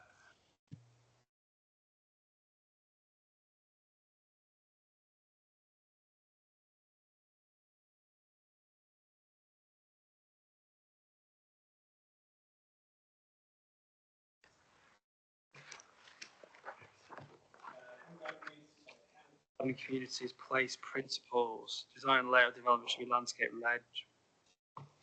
Criterion D. It's in a bit of supporting text, isn't it? No, it's policy HGC2 Yeah. on page 27, D. pillar 1D. Yeah. Yeah, Design just and got layout one. should be landscape-led. So yeah, I think there's probably enough in there. There was, whilst you're on landscape and heritage, there was a point raised by Historic England. And again, misled, I'm not sure if it's easier to go to either their hearing statement or the statement of common ground, and just talk me through what they were seeking and what you either have or haven't agreed. Yes, thank you, sir. And this is possibly something, and maybe like some other points, this probably duplicates an approach to other allocations. So just with a degree of, it's helpful to kind of flag it to you. So as part of the work informing this plan and the evidence informing this plan, the Council has worked with Historic England on the preparation of a number of heritage impact assessments, proportionately detailed for plan making purposes. We did undertake some work and more detailed study with St. Albans Joint Study Heritage Impact Assessment for North Hemel, which also took account of the St. Albans allocations also. Now, as part of our statement of common ground, we agreed that the supporting text within the historic environment chapter should be beefed up to make clear reference of the heritage impact assessments that have been prepared as a nod to the fact that they exist, and applications should be aware that they exist, but basically that they should inform more detailed heritage impact assessments at the application stage. And that's a separate policy, a strategic policy on the historic environment. The Dacorum feels that that's sufficient to, demonstrate that they exist, and that, applications, including those for some allocations, should have regard to the heritage impact assessments the Council has prepared and worked up with Historic England. Historic England's view, as I understand it within the Statement of Common Ground and in their statements, is that they feel specific wording within the policy requirements is necessary, making reference to the need for developments to have regard to the heritage impact assessments that we have prepared already. But as I said, there's a slight difference of opinion. We said that we'd welcome discussion on this and a view from you, sirs, on what approach is most effective. So this does, as you say, crop up in a number of allocations we're going to look at tomorrow as well, HM10, HM11, HM30. And so I was reflecting on the particular wording, and you're right, it seems that the Council's perspective is going so far in terms of accommodating what Historic England have suggested is correct. Historic England, I think I'm right in saying, have come up with some sort of phrasing that the allocation should be informed by the high-level heritage impact assessment in developing a detailed heritage impact assessment that will guide development, which to me, if they were here, I'm not sure they're here, I'm not sure if they're here tomorrow, is all a bit of a mouthful. I think the I think reference to the historic impact assessments, impact appraisals is right somewhere, probably under guiding principles. I think that makes sense because, that is the evidence that has informed the process. But I think ultimately, if there are any criteria in particular allocations, my personal view is that needs to be more about the purpose of what that is looking to achieve rather than the detail of having regard to a strategic heritage impact appraisal that informs a detailed heritage impact appraisal that informs your design. The objective, presumably, is to minimize adverse effects to special interest and significance having regard to the strategic heritage impact appraisal. That's probably all that needs to be said there. So I think, yes, in some way reflecting that there are the strategic heritage impact appraisal and coming up with a modification to the effect of, well, what is the purpose of that? It's to mitigate, as far as is practicable, the harm to special interest and significance. And I think that will be our broad position for this, for HMO1, but also there are a number of other times that crops up in terms of what Historic England have suggested. So, Mr. Marici. Yes, so I broadly agree. Otherwise I think it's going to skew the whole policy to try and have something more elaborate in there, and it's also going to make heritage unduly focused on, because are we then going to amend other bits of the policy to refer to other parts of the evidence base, for example, on landscape, etc. And soon you're going to have an extremely long and quite messy policy. But so maybe, as you suggested, maybe something even by way of explanatory text, referring to, you could refer to the strategic impact assessments. I'm not even sure that's necessary. I think it's probably more to the point so that the actual purpose, we all know what the purpose is in terms of the need for there to be a detailed heritage impact assessment. Something broad along those lines we'd be happy with, but I think anything more complicated is going to cause problems right across the policy and other policies. Indeed, I mean, I can see that. There's the distinction, isn't there, between what's in a plan, what's providing a clear basis for decision taking, and the evidence that has informed it. As I'm sure Mr. Birkinshaw is, I'm relatively agnostic as to where the acknowledgement that heritage impact assessments have been prepared is. If it wants to be an explanatory text, fine. But in terms of any criteria, I think that has to be in terms of, as Mr. Murich said, in terms of the purpose. What is the purpose? It's to minimise minimise as far as practicable any adverse effects to special interest and significance. So, okay. Yeah, I'm definitely in the camp of less is more. Thinking out loud, another way that you could deal with this, and I'm hesitating because I don't like to add more things into local plan necessarily, is going back to policy SA1. I think Mr. Bristow is right that it doesn't really do a lot, but nevertheless, you know, for users of the plan, it could be helpful. And whether or not you could sort of mop up any of those sort of heritage constraints, heritage considerations, may well be others as we go through these site allocations. I don't know. I'm thinking out loud. It is whether or not you could sort of mop it up in SA1 in the supporting text. You know, you're pointing decision makers to the fact that, you know, you've done this work. There are heritage impact assessments out there. They will inform the design and considerations of all your site allocations, essentially. It might be a way of sort of appeasing their concerns in that regard, but I think you're right, not adding lots more to what are already lengthy policies. Thank you, sir. Something we'll take away. It may be worth wrapping this up maybe once we've had a chance to discuss the historic environment policies, because within that there is specific reference for the need for heritage impact assessments, and we might just need to kind of, you know, complete that discussion, but we'll absolutely take those points away. And the plan is read as a whole, so you don't need to worry about necessarily saying something for the sake of it. You know, there might well be within that chapter 7 plenty there anyway. So yeah, okay, fine. Anything else on landscape or heritage? No. Mix of uses, and then we'll take a break, or do people want to have a break now and then talk about mix of uses? Keep going? Yeah. Happy with that? Or do you want a break now? You okay? Fine, I'm happy to keep going. Yeah. Okay, mix of use. Question 5 then. And this is a sort of, this is a point that we talked about in the joint session to some degree in St Albans, and really the key message from that joint session that we had with both authorities was where you've got your HGC policies, which are towards the front of the plan. If there is something that is key and critical, it needs to be in the local plan in terms of sort of key transport infrastructure, etc.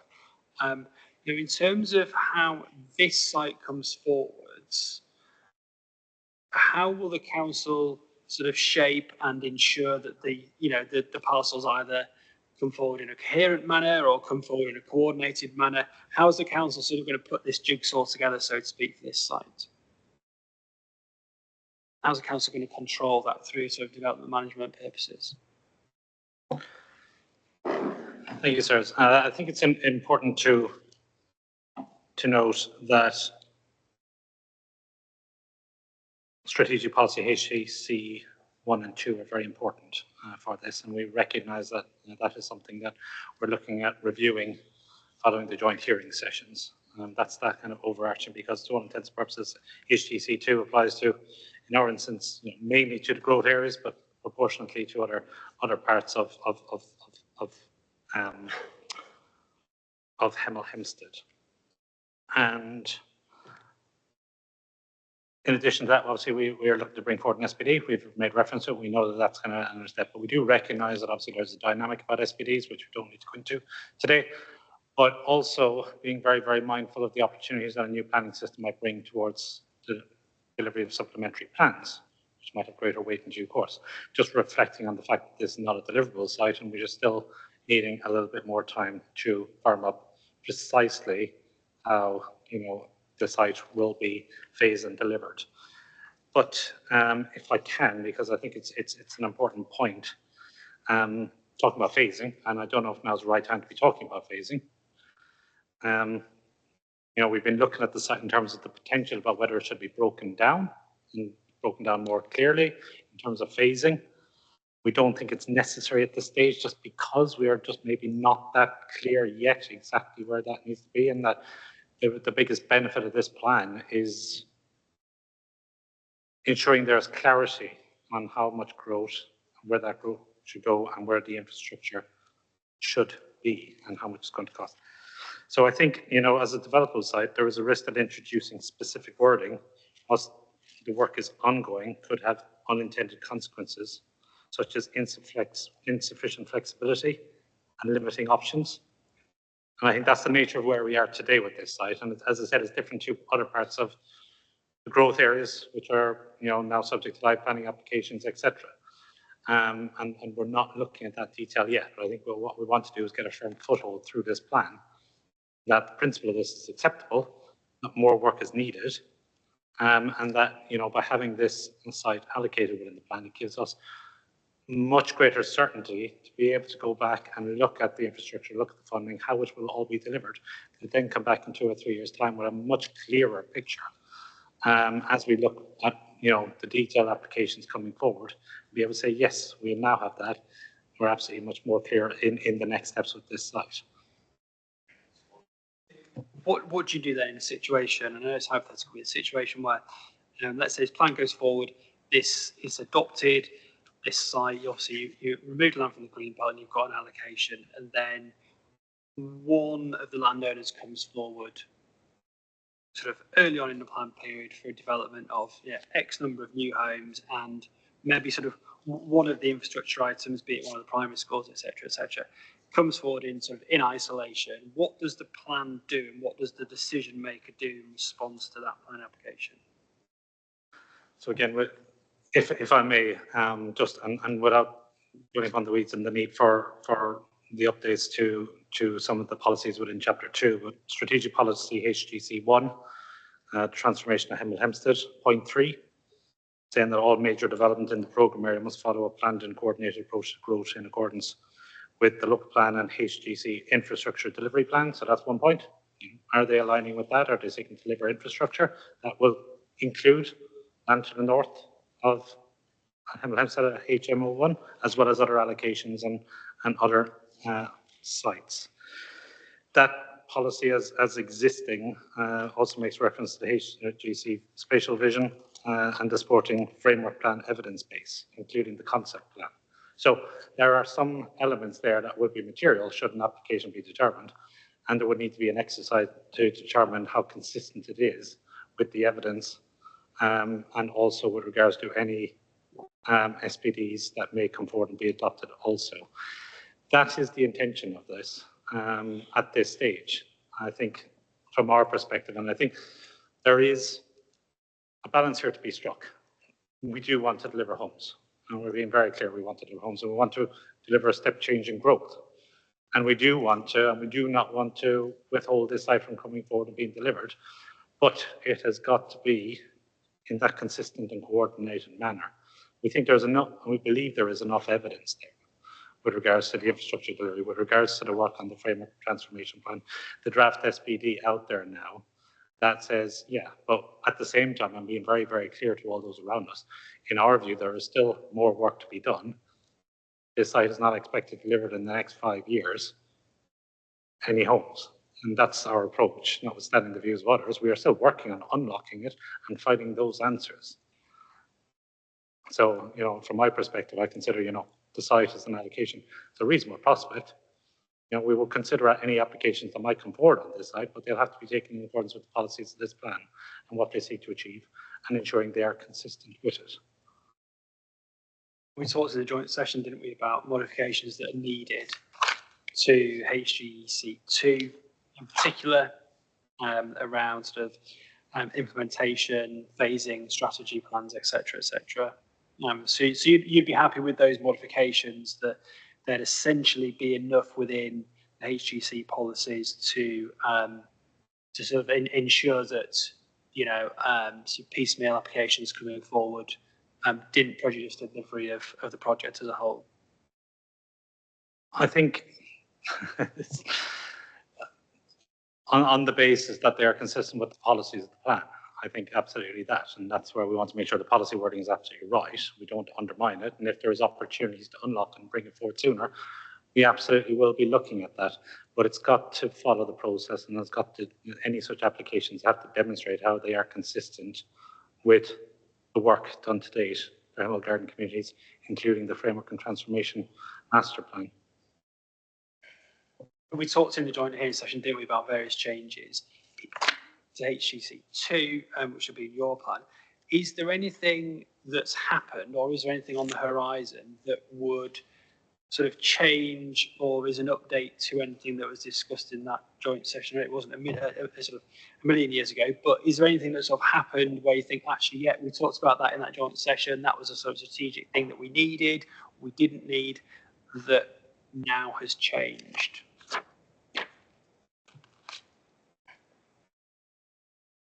Obviously, we've heard about the preparation of the SPD, etc., but there's been nothing through, I don't know, sort of dialogue, engagement that sort of cropped up. We think, actually, hang on, we talked about this before, but this has now changed. I think nothing so materially substantive. I think things naturally change. It's an evolving beast at the same time. The important thing to note, and particularly on this regard, is we had an IDP when we got to Reg 19, and through the stage 2 hearings, you would have seen that we produced a draft HGC IDP, which is an updated position that considers the cookie cutter approach to Hemel across 2 authorities. It looks at the infrastructure both and then looks forward to 2050. Most recently, with the SPD being consulted on, an important factor of evidence underpinning that is there is a phasing and delivery implementation strategy that is there, that is evidence informing that SPD. That's in essence looking at the next step that looks at the various parcels on North Hemel, potentially, and breaking them down. It is draft, as is all of that SPD. And needless to say, an SPD can't be adopted unless it's consistent with the plan. So it can only go so far until we have those discussions to then really understand how we carry it forward and finalise the SPD and that evidence. So there is more and more understanding as the months progress with regards to, infrastructure, how it should be allocated, how it should be done. Ultimately, we can't really, pin that down precisely yet, I think, until, we have a solid understanding that the policy isn't going to be radically changed or altered, scales growth increased or reduced. We've discussed that hundreds more homes could mean a changing situation with a secondary school. And so on by example. So things do move. There is evidence. There's a lot of work going on in the background, since we have finalised and submitted this plan. It's a positive narrative right now is what I will say. And the council is keen to get, that supporting guidance in place as quickly as possible, whether that be as an SPD or through a supplementary plan in due course.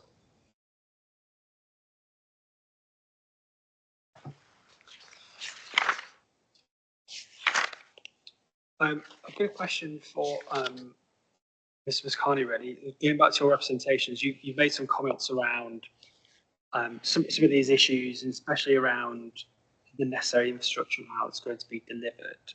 And at that joint session with St Albans, we talked about changes to the HGC policies, which are the same effectively between the two local plans. And we talked a lot really about the introduction of, sort of reference to phasing and implementation strategies and phasing implementation plans, etc.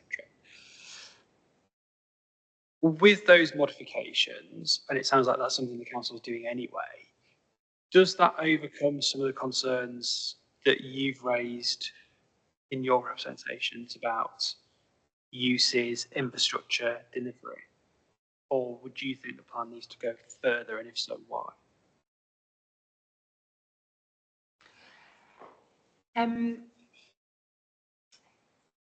It's the status of those further documents relative to the local plan that's the matter for consideration. They obviously haven't got the same status as the local plan, and therefore we would prefer the modifications to the local plan itself.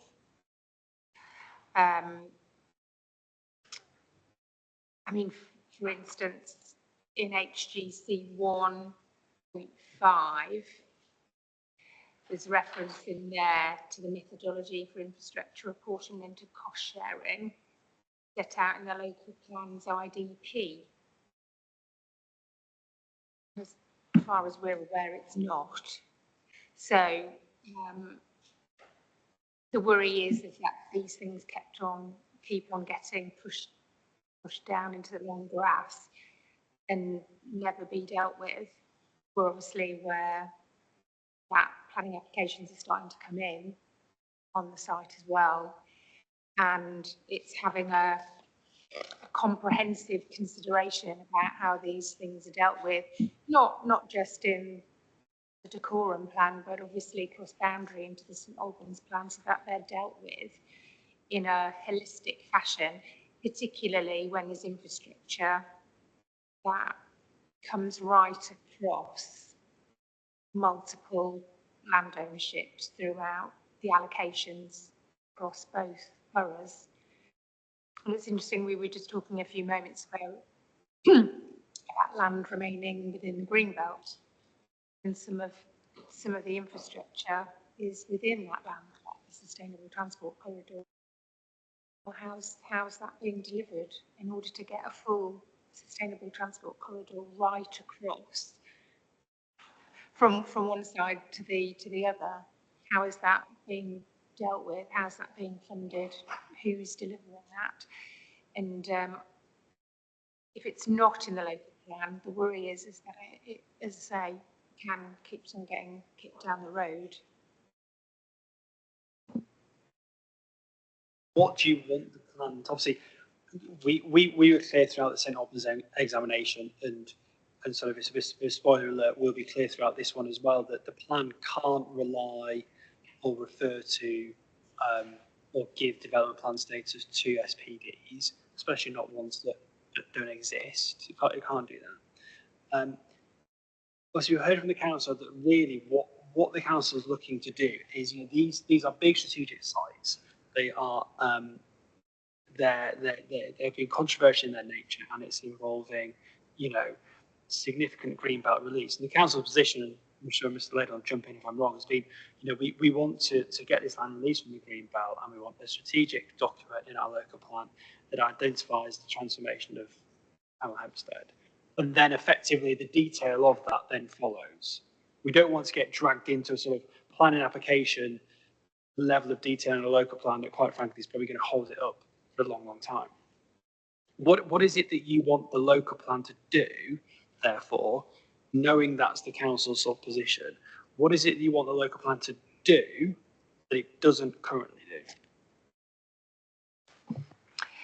One thing one suggestion that we've put forward in our statement is in the St Albans local plan, instead of having one large allocation that was in Dacorum, the HM01, they've got a number of different allocations, H1 to H4, and things are broken down so it's clearer what's to be provided in each part of the development, rather than we've got this big allocation area and various infrastructure that's got to be provided. There's a concept plan showing various different bits of infrastructure, but it is concept, it is indicative. And so it's not clear who's providing what, whereas if that allocation is broken down into sub-allocations, it's clearer how it's being delivered. So that's one suggestion that we've put forward. I'm conscious there's a number of ways that it could be tackled, but that's one idea that we've put forward. Would you achieve that given the different sort of land ownership issues with this site? Would you do it by land ownership? How would you start to sort of divide up this HM01 site? You could do it by land ownership, or you could take a view to look at things critically about how 2 or 3 land ownerships are accessed off the same road, or are looked at in terms of a particular cluster of development, and you can break it down in that way. But it's just to be really clear then how the infrastructure in a particular area is going to be delivered.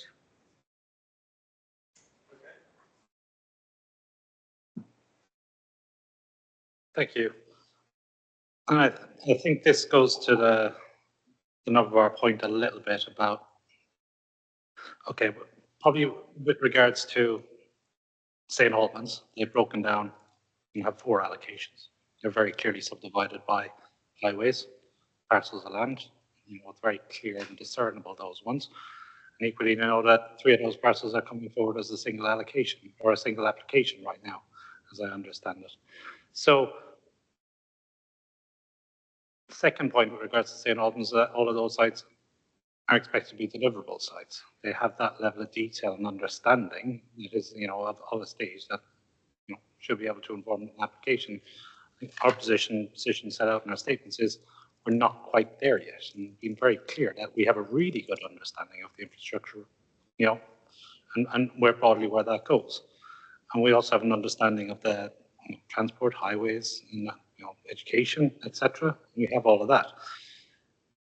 But we do have a complex, situation with regards to land ownership, and we want to ensure that whatever we do, we are ensuring that we're looking at this site holistically, and the need for that comprehensive approach. And for that reason, at this stage, given that site's not expected to deliver quickly, which is different from the others in St. Albans, we feel it's most appropriate right now. This site is considered as a singular, as a starting point, and then through future reviews, if we feel that it is important and necessary to break down the site to be more explicitly clear, as we have those more detailed understanding, precise understanding of how different parts of HMO1 will come forward and what they will deliver.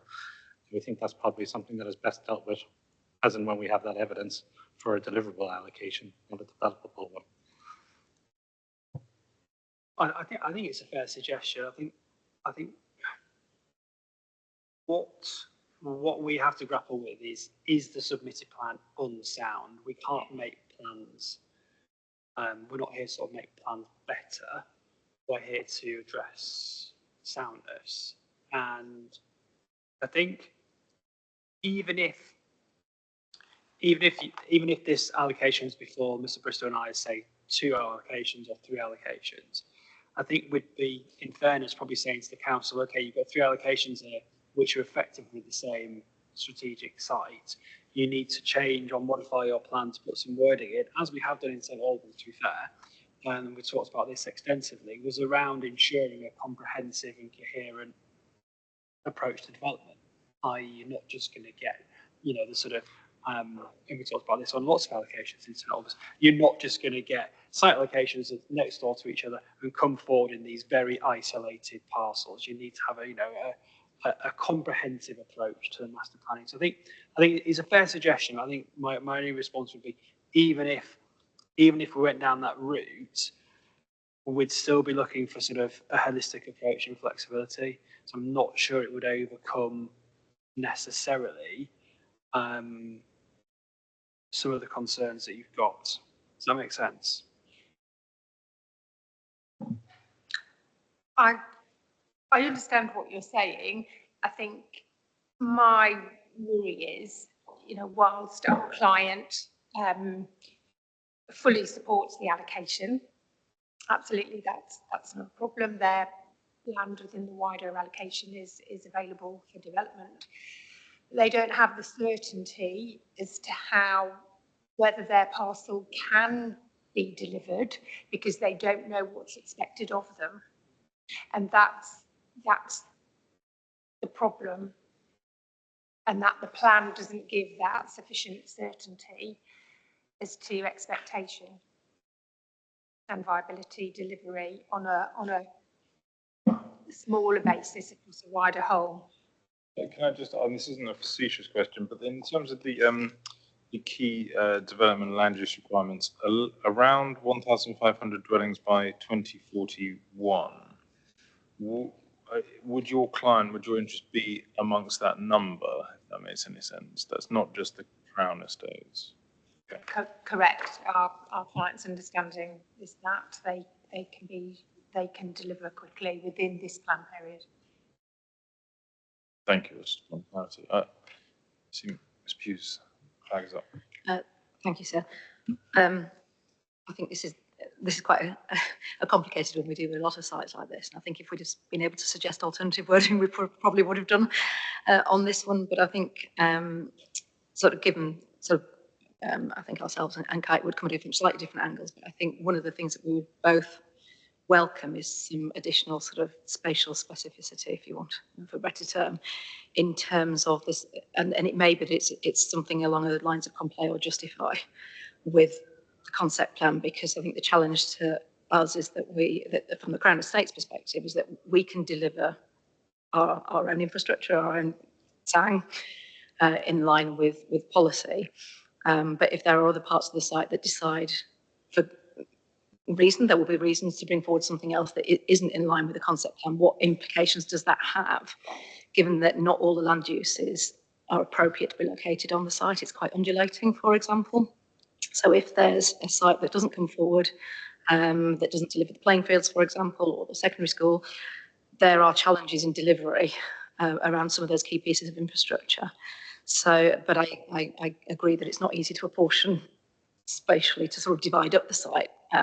We have looked at that, I think, in the conversations that we've had with HGC and with the councils going forward. But I think in that instance, I think some level of sort of clarity in the local plan around the spatial arrangement of land uses to give confidence that wherever you're bringing forward development in the site, you are not sort of spatially prejudicing other things coming forward either within the plan period or out with it would be helpful.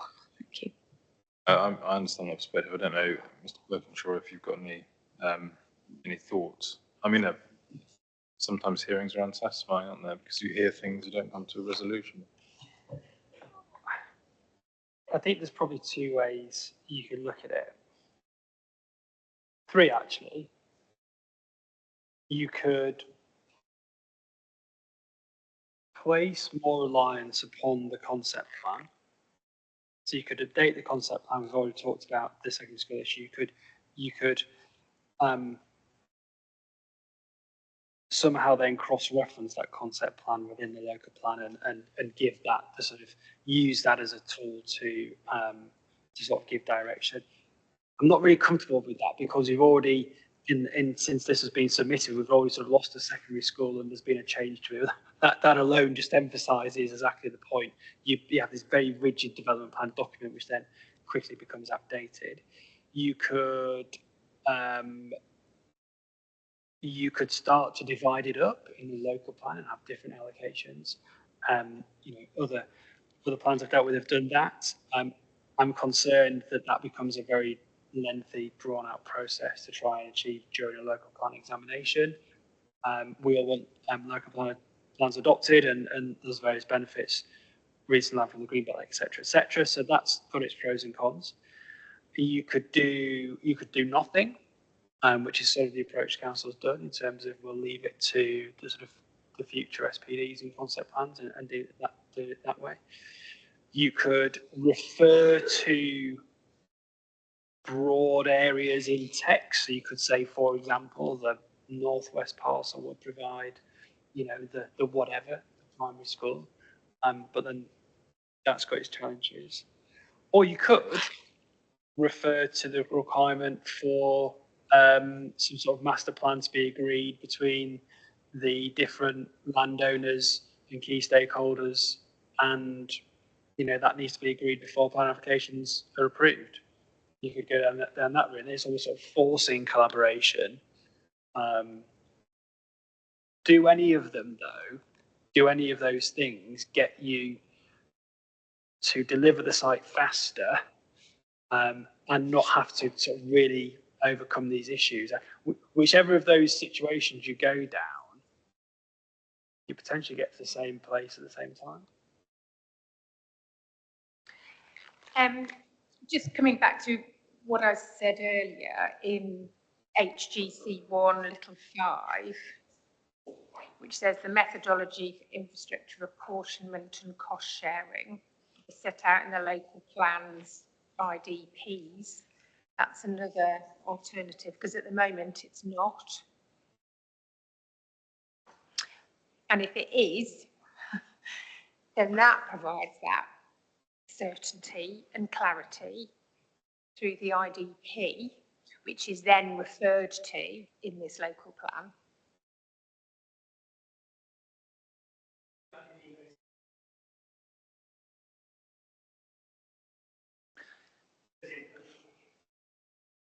Would the IDP go into the sort of almost site-specific, parcel-specific level of detail that Ms. Carney is referring to? I'm not sure if you would.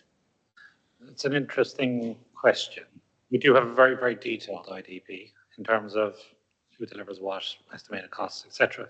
The question about this is whether it needs to be broken into another level for this particular site, and whether our best understanding of evidence of where the infrastructure goes and who's expected to deliver it could be included within that. I think it's reasonably possible, but right now we don't have that. But given a lot of work is emerging right now through the SPD, through other forums, and given the expectation that IDP is something that's expected to be kept under review as a live document, I can see the rationale for how that could be done.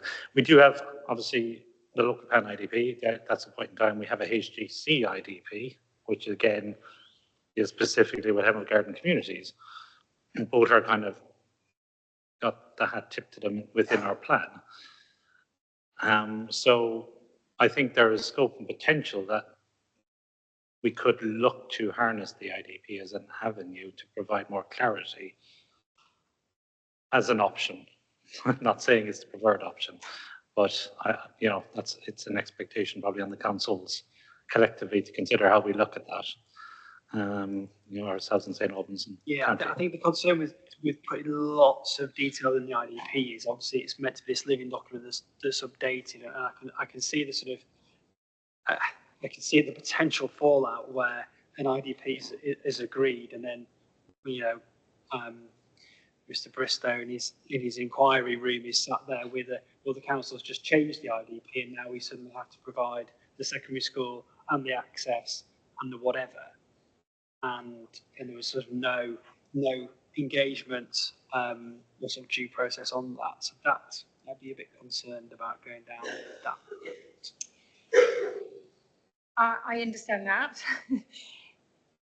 But then it begs the question, why is 0.5 saying what it says? And would it not be better to be reworded to say that the infrastructure apportionment and cost sharing across the whole allocation area is to be agreed prior to planning application approval?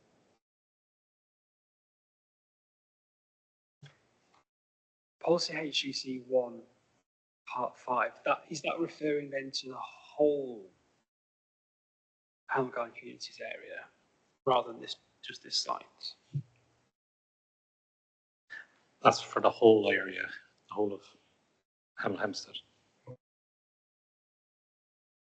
Are we Are we trying to do too much?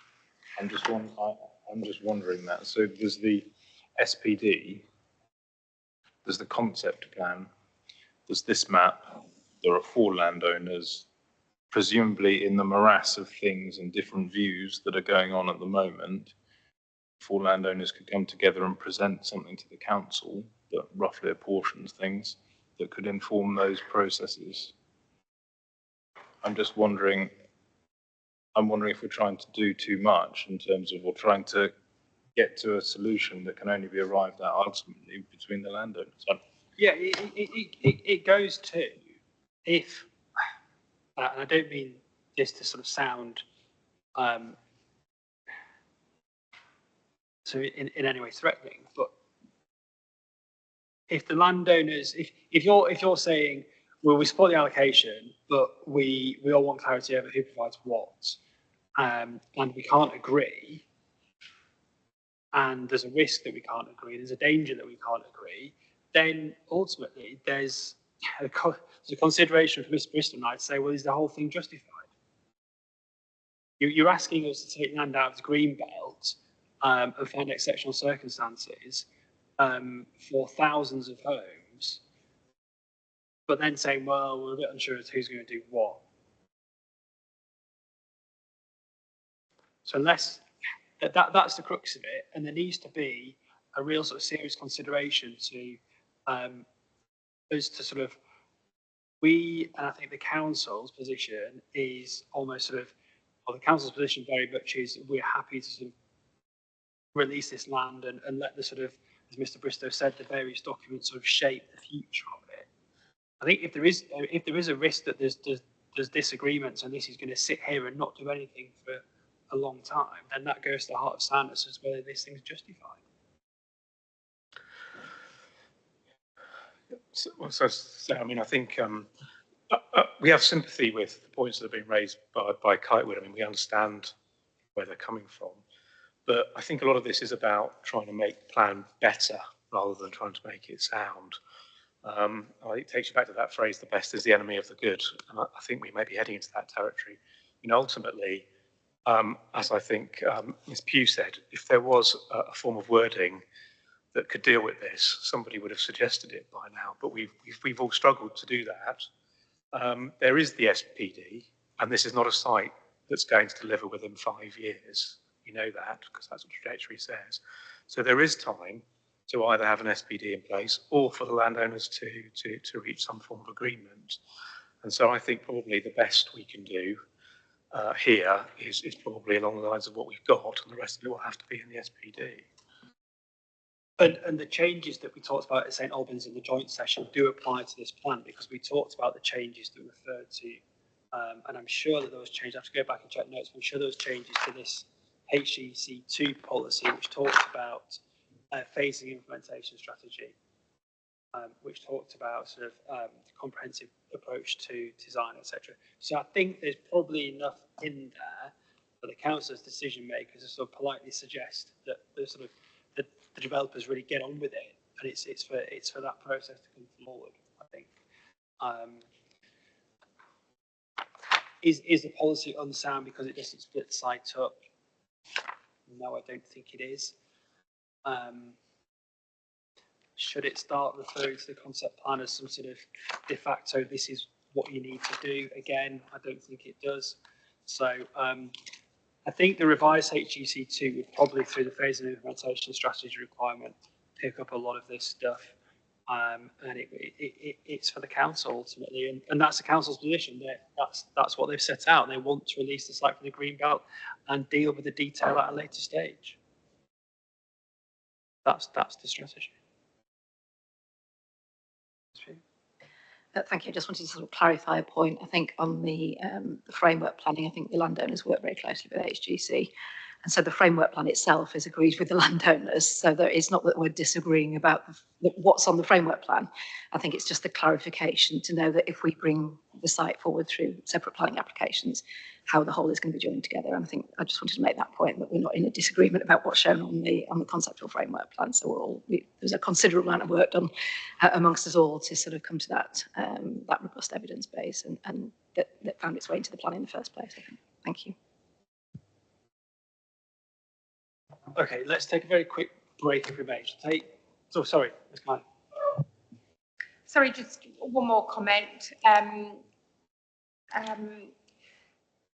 as to whether, just to reiterate, Kitewood are fully behind the allocation and want their site to be developed as part of the comprehensive strategy and for the site to come forward. Would a simple insertion into HM01 to deal with the point that no part of the development that's come forward under a planning application can prejudice the delivery financially and spatially of the wider allocation?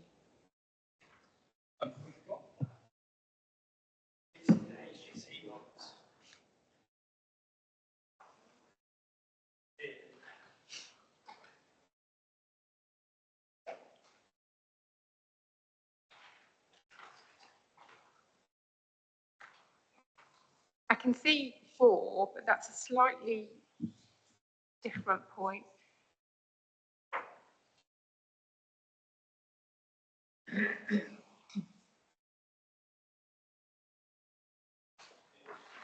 C1, isn't it? No?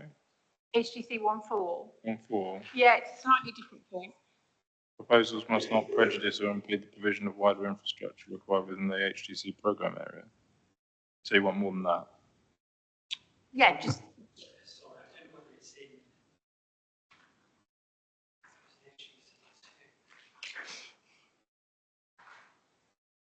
We can take that away, but show this something here. It might be able to be revised text.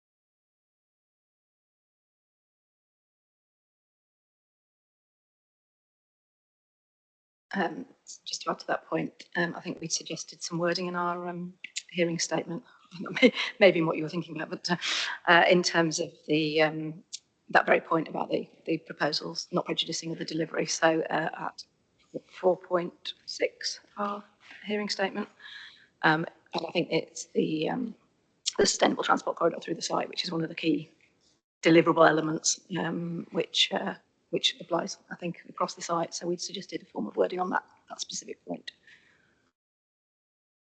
Thanks.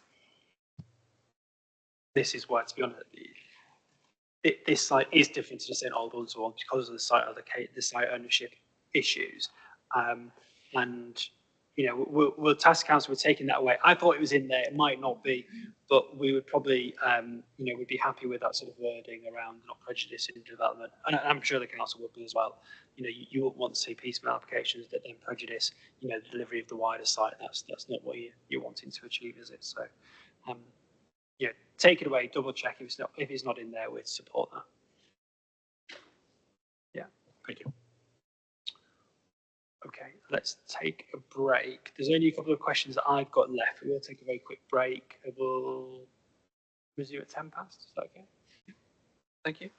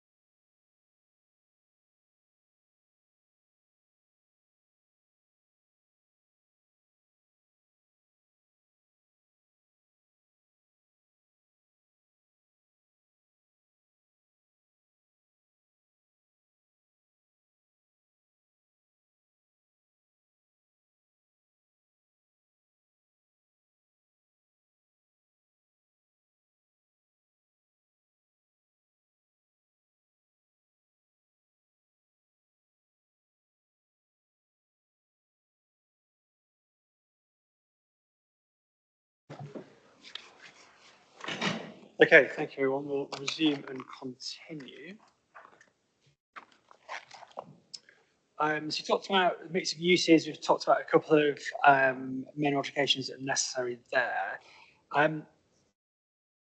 Question 6 was the only one that I really had any further comments on.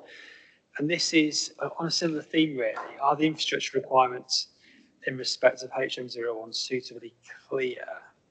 So looking at this, there's probably a question for the council in the first instance. In terms of specific infrastructure items needed for HM01, where do we go? Is it within the policy itself? And are you satisfied that the way in which policy is set out, again, not going into specifics around landowners, parcels, etc., are you happy that there's sufficient sort of flexibility in that policy?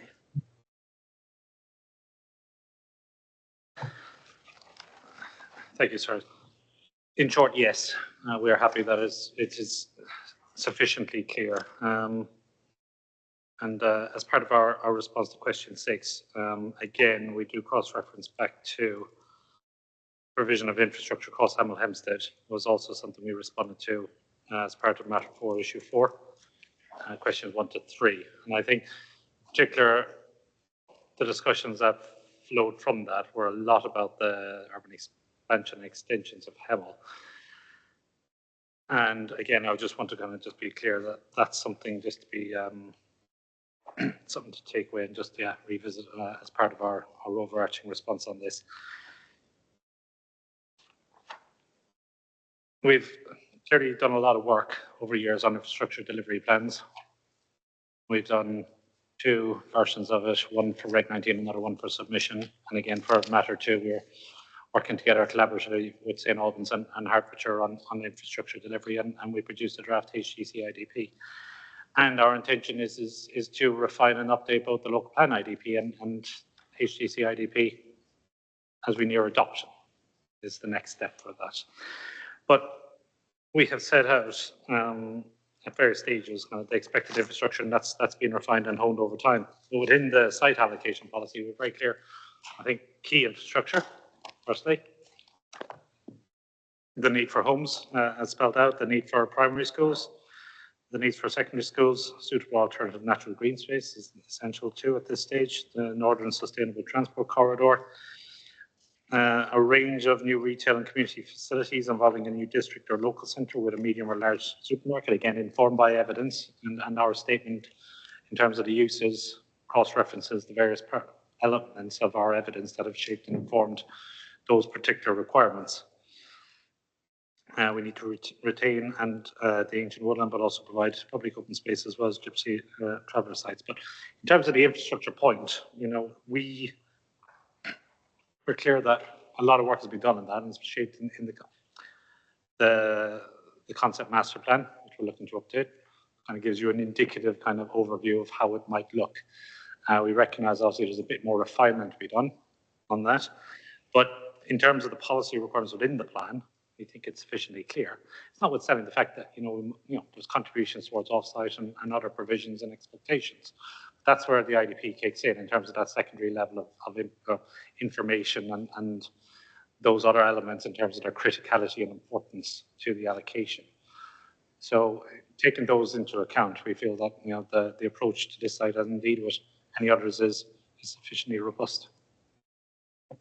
But does this really go back to what we talked about before the break in terms of land uses again?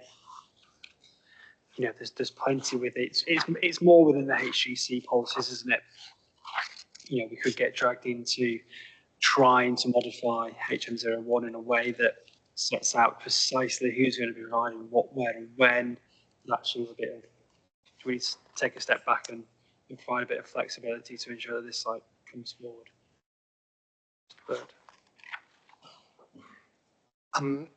Yeah, can I make a couple of points which relate to HM01? The first one is that, as Ms. Pugh referred to just before the break, we have suggested some slight amendments to the wording with each HM01, which refers to the Sustainable Transport Corridor. This is at para 4.6 of our hearing statement. which is really providing us a little bit of clarity on the phasing of that inevitably the introduction of the sustainable transport corridor will be on a phased basis. You're not going to build several miles of road through, undeveloped land in one hit, so it's going to be phased. So hence the introduction of the word, the phased introduction of the Northern Sustainable Transport Corridor, because we didn't feel that that was clarified in an interpretation. I suspect not the interpretation that the council wanted, but an interpretation is that you did have to provide the whole thing. And then the second part of the amendment was about contributions, which is fairly straightforward, with delivery and or contributions towards this infrastructure relating to and being proportionate to the element of development being applied for. So again, if you're applying for an element of the development that provides an element of the STC, primarily that's the bit you pay for. And then thirdly, the point we raised before the break about not prejudicing by, if you like, delivering a part of the STC, you don't prejudice delivery of the rest. So that's my sort of, I'll pause there because I've got another point to make, but just in case anybody else wants to come back on that wording. I'm sure we'll come to the council, but while you're on the metaphorical line, I've read Herts County Council's hearing statement, and that says they've suggested an amendment, so I wanted to run it past yourself. That was the second point. That was the second point. Right. There we are. I walked past there and read your notes, but they, I didn't. Herts County Council said they've suggested amending the policy as follows: before any planning application for part or all of site HN01 is submitted, a comprehensive transport assessment must be provided to and approved by the local planning and highways authorities. This must demonstrate the cumulative transport impacts of site HM01 in combination with plan growth and Dacorum and St Albans local plans can be fully accommodated without residual unacceptable impacts on the wider highway network. All necessary mitigation must be secured and incorporated into the relevant infrastructure delivery plans.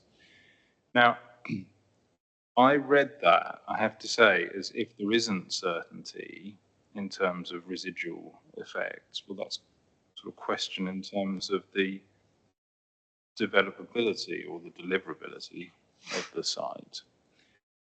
What would you say in response to that suggestion or that sort of position the county council have taken? Well, I think my view is that the wording isn't necessary because the way, remember this is in relation to planning applications very specifically, and there is plenty of advice and guidance, not least in NPPF, on the assessments that need to be undertaken in relation to a planning application for any site. And you'll of course, particularly the paragraph that refers to looking at all reasonable scenarios.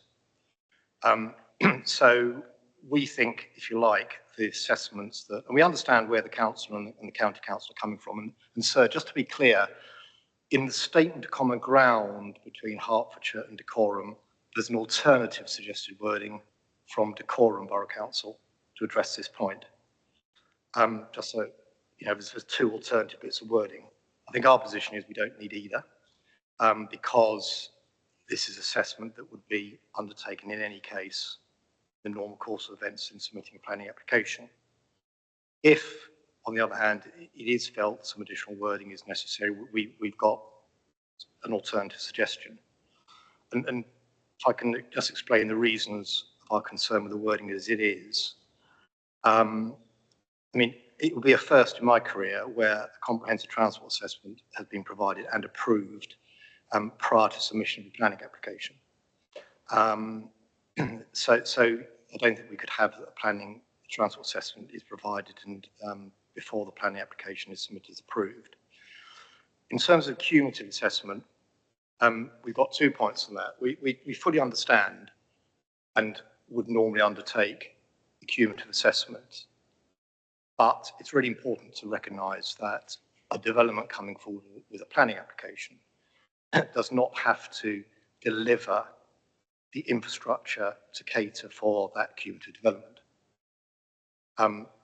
what normally happens is you do what's commonly called a core assessment, which basically looks at the impact of your development onto existing flows and committed development. That defines the infrastructure you need to provide. You then do a cumulative assessment, which looks traditionally to the end of a local plan period, although I can understand why we might want to look at 2050 here, that's fine,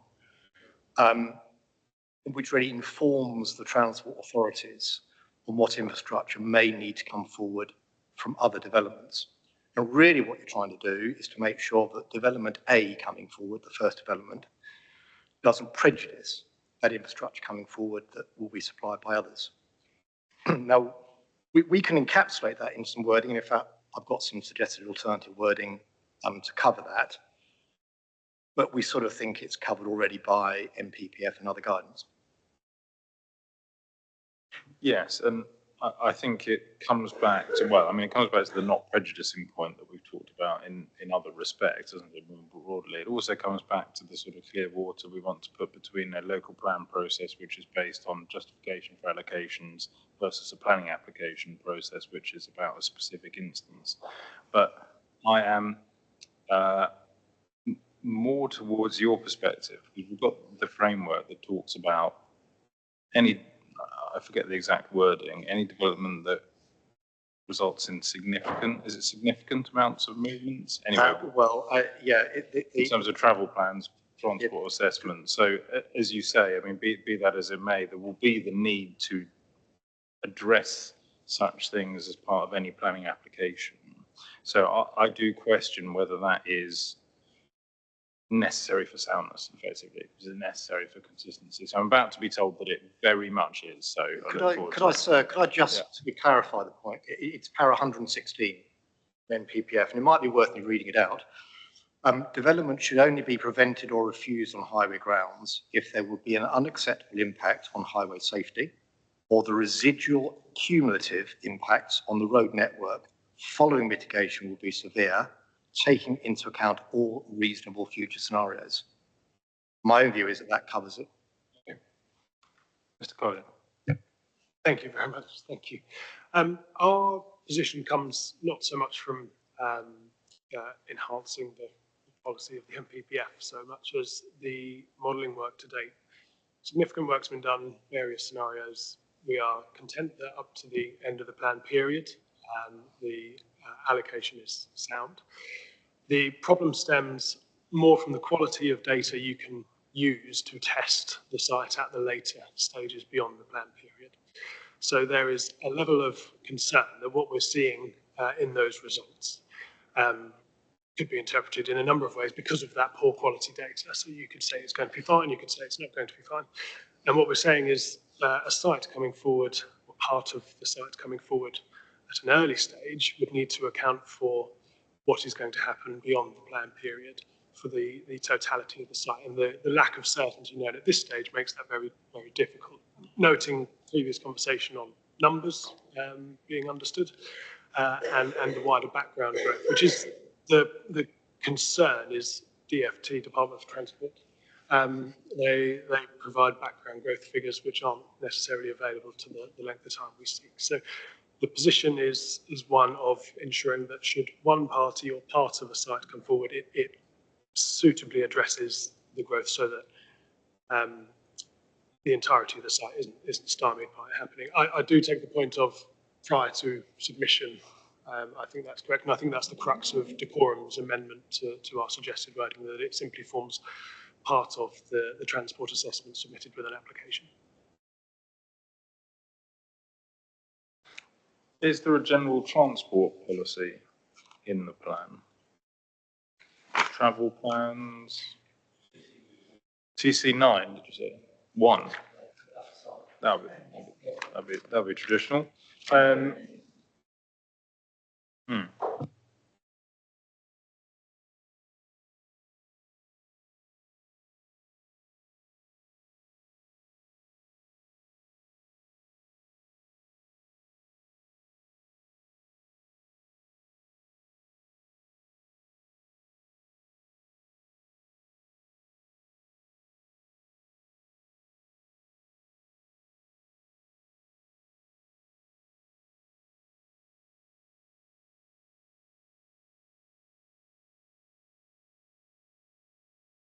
Sorry, could you just pop your microphone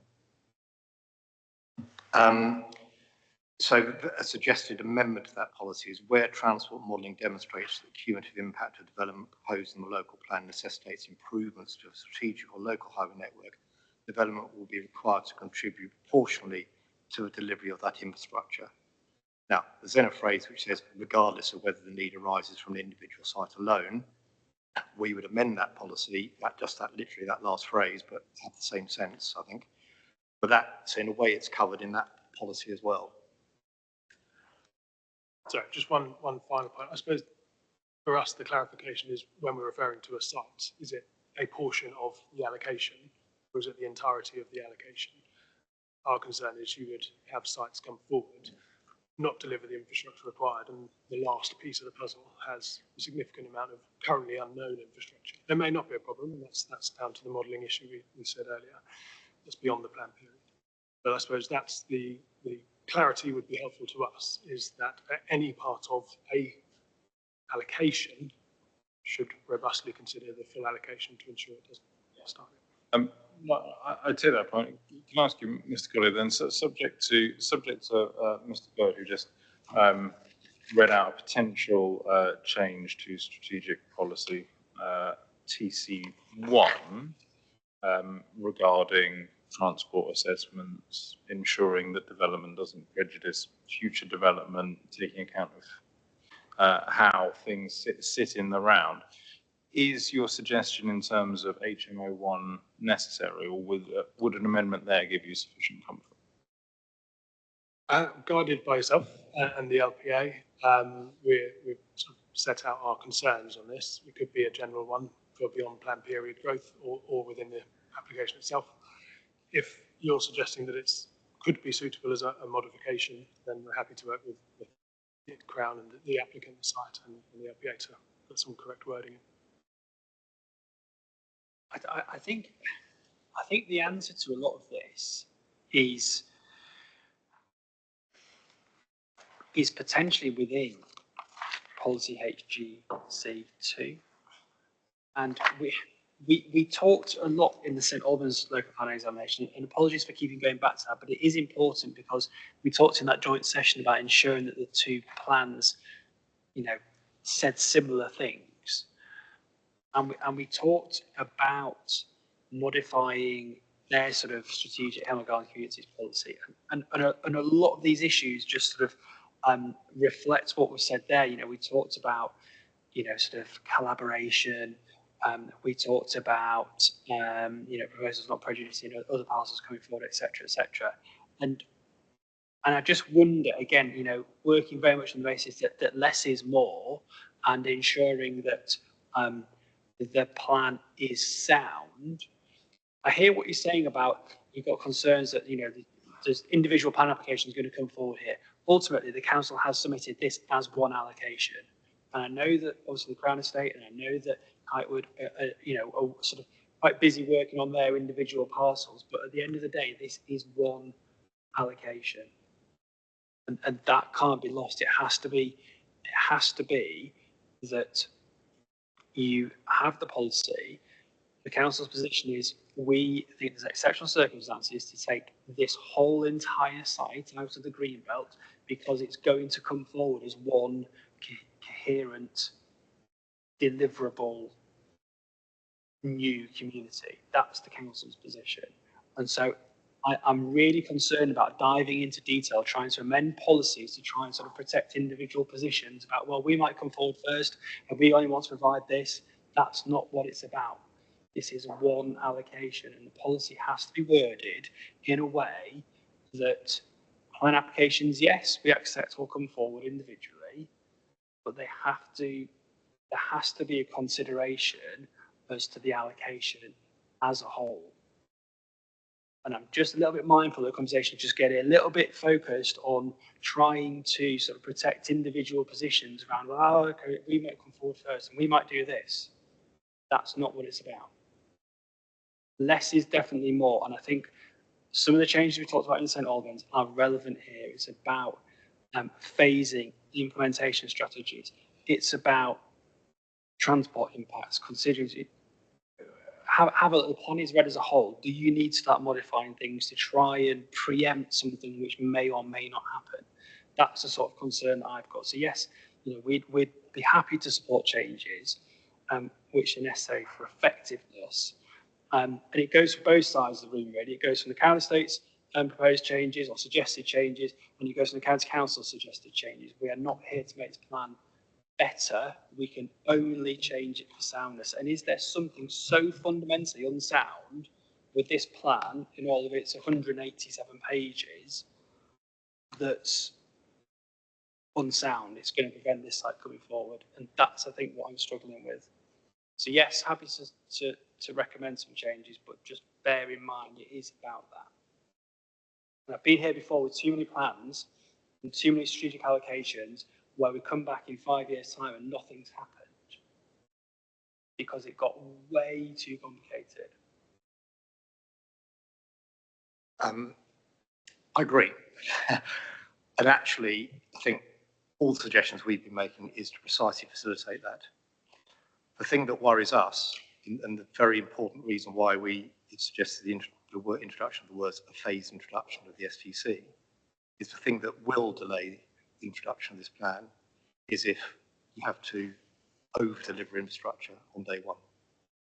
But again, what I've said is we talked extensively in the joint session about changing the overarching HGT policies to include phasing and implementation details. So ultimately, you submit a plan application on this site, you're going to have to demonstrate how you align with that phasing and implementation strategy or that plan.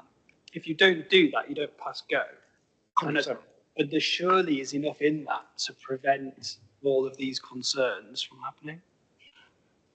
Well, sorry to pursue the point, but I think the reason we've suggested the reintroduction of a phased introduction is, as I said at the outset, the fear is that an interpretation, and it maybe the council can say it's not the interpretation, but an interpretation of the current wording of HMO1 is that you would need to over-deliver infrastructure because you would need to deliver all of the sustainable transport corridor, if you like, in one hit.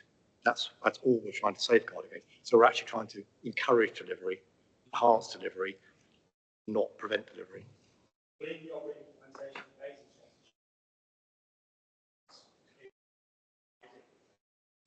If we're 25% of this site, we're not delivering the whole thing in one go. Because it would come forward in accordance with your phase of implementation. Yeah, but we're just trying to make sure the policy is compatible. Okay. That is the very point. Okay. There's some pretty lengthy policies and some pretty lengthy supporting text. I will take it away, and I think we can probably work with the council just to make sure that, you know, some of these concerns, it may be that there's some additional supporting text that goes in.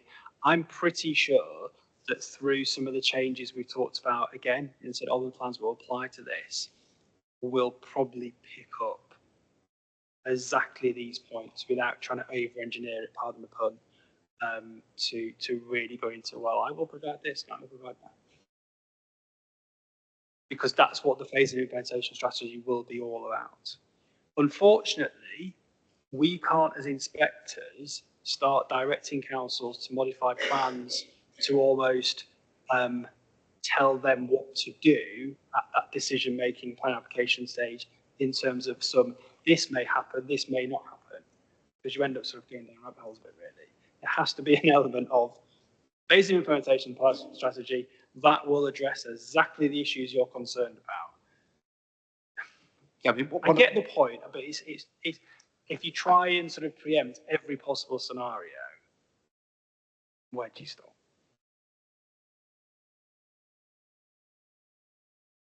We'll take it away. I think there's probably enough in there, potentially. Can I ask one final question? I mean, just because of the way this process has worked, obviously, the council, if you like, haven't had an opportunity. I don't think we know what the council think about our amended wording about the phase introduction.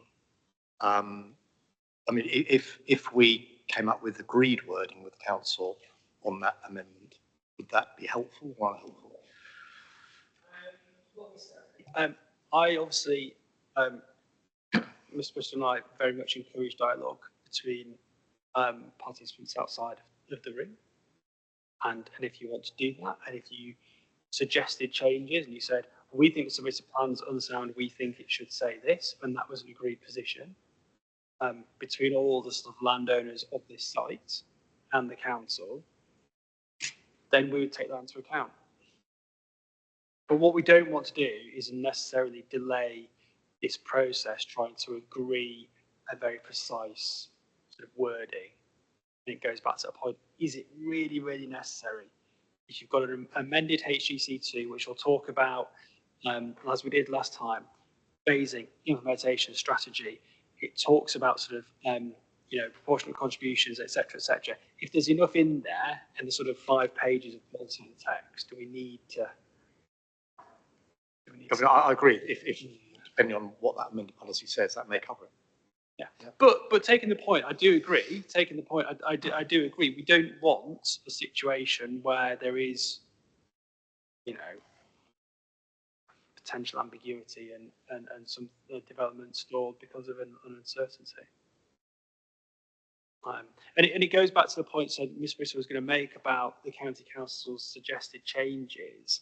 I mean, there's a lot around sort of care homes and things like that, and we talked again in St Albans certainly around modifications for, some of the sort of the things that you suggested around children in care and things like that. We just go way beyond sort of soundness, really, which we wouldn't support. That's right. What we would support, obviously, is, and I think Mr. Birkinshaw has said it in terms of less is more. I would maybe say it in terms of, well, what's the purpose of it, of the suggested modifications. I'm sorry, I'm looking to Mr. Wellston now.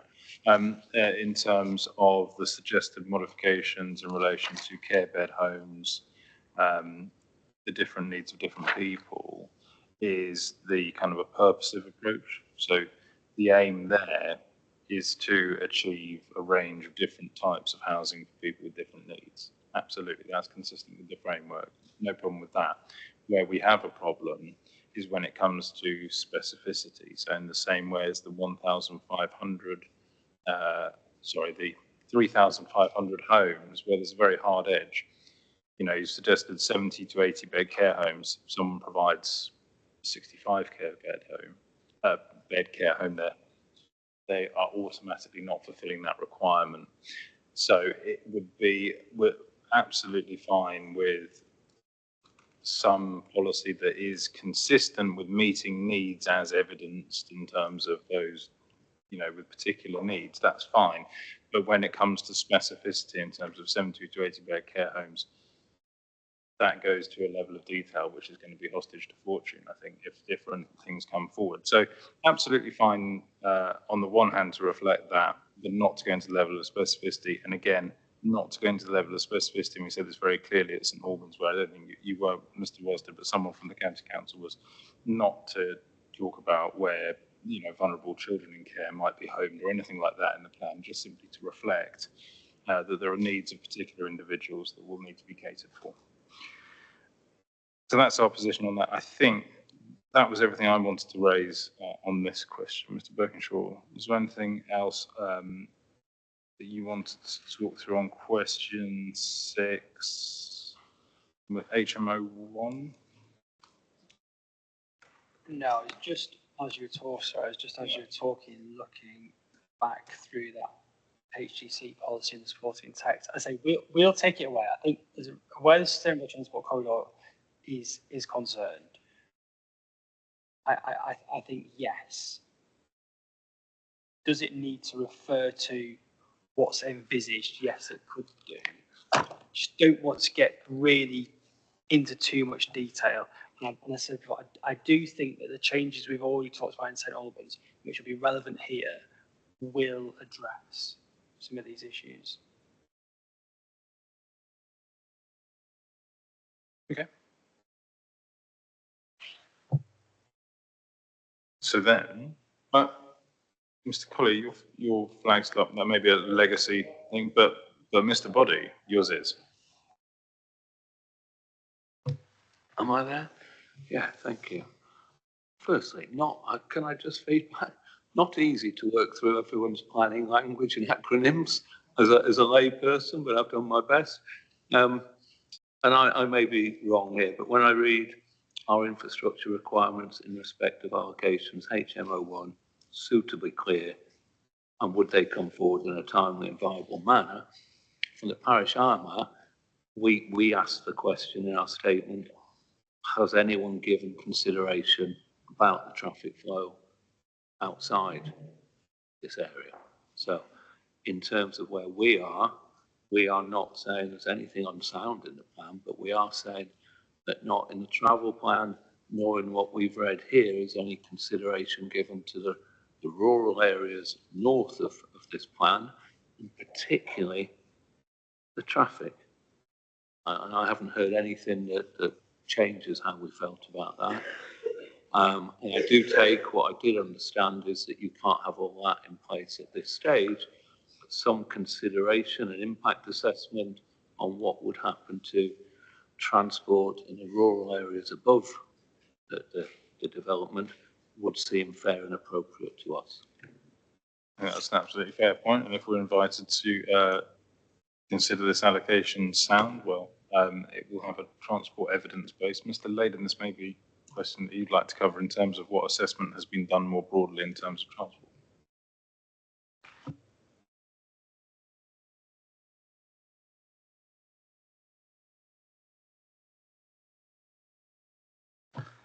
Thank you, and I do apologise. It is technical, and yeah, I completely sympathise with you. It is trying our best to keep it simple. It can be challenging at times.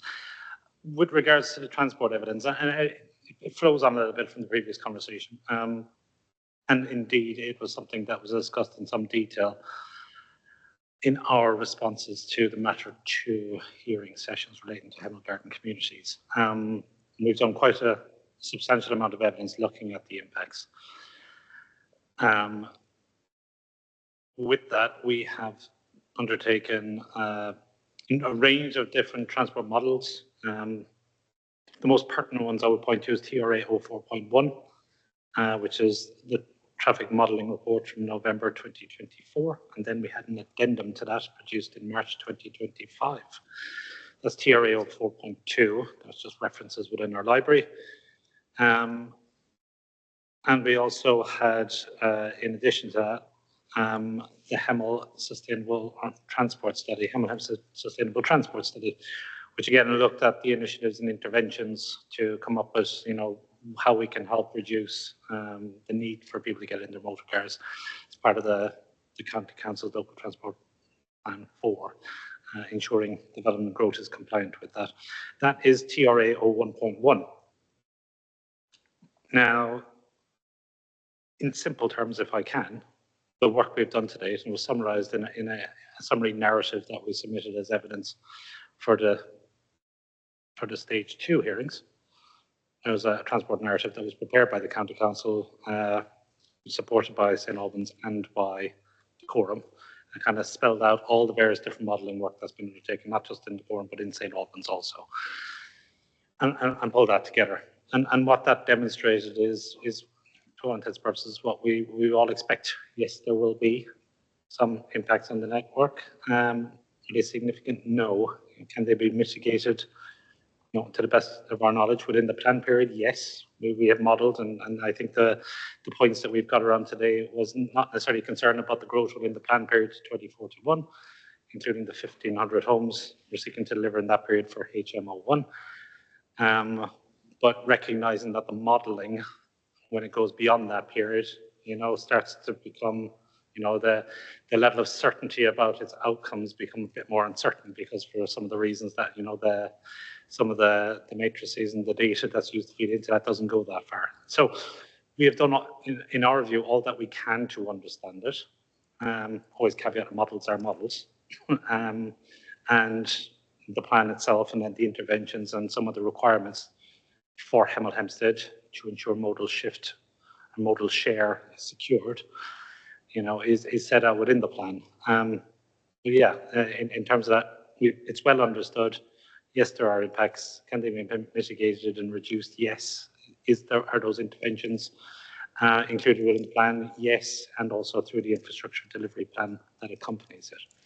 And one of Great Geddesden Parish Council's key points was about modal shift and the relationship, modal shift, the shift between sort of, if you took a baseline in terms of car usage and attempting to change that to non-car usage, more sustainable modes of transport.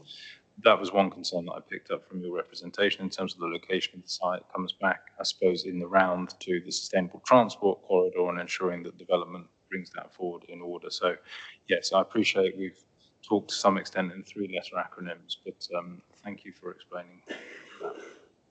Yeah, I mean, from our point of view, we felt that there was a notion of a strategic vision, but nothing underneath it that would say how that would impact our area. We did understand that it looked closely at the travel across the new development, and particularly between the new development and areas like the town centre and the train station, but not around any of these huge amount of single lane tracks north of the development, and we cannot see how they cannot be impacted in a way that will change the landscape and affect the local people.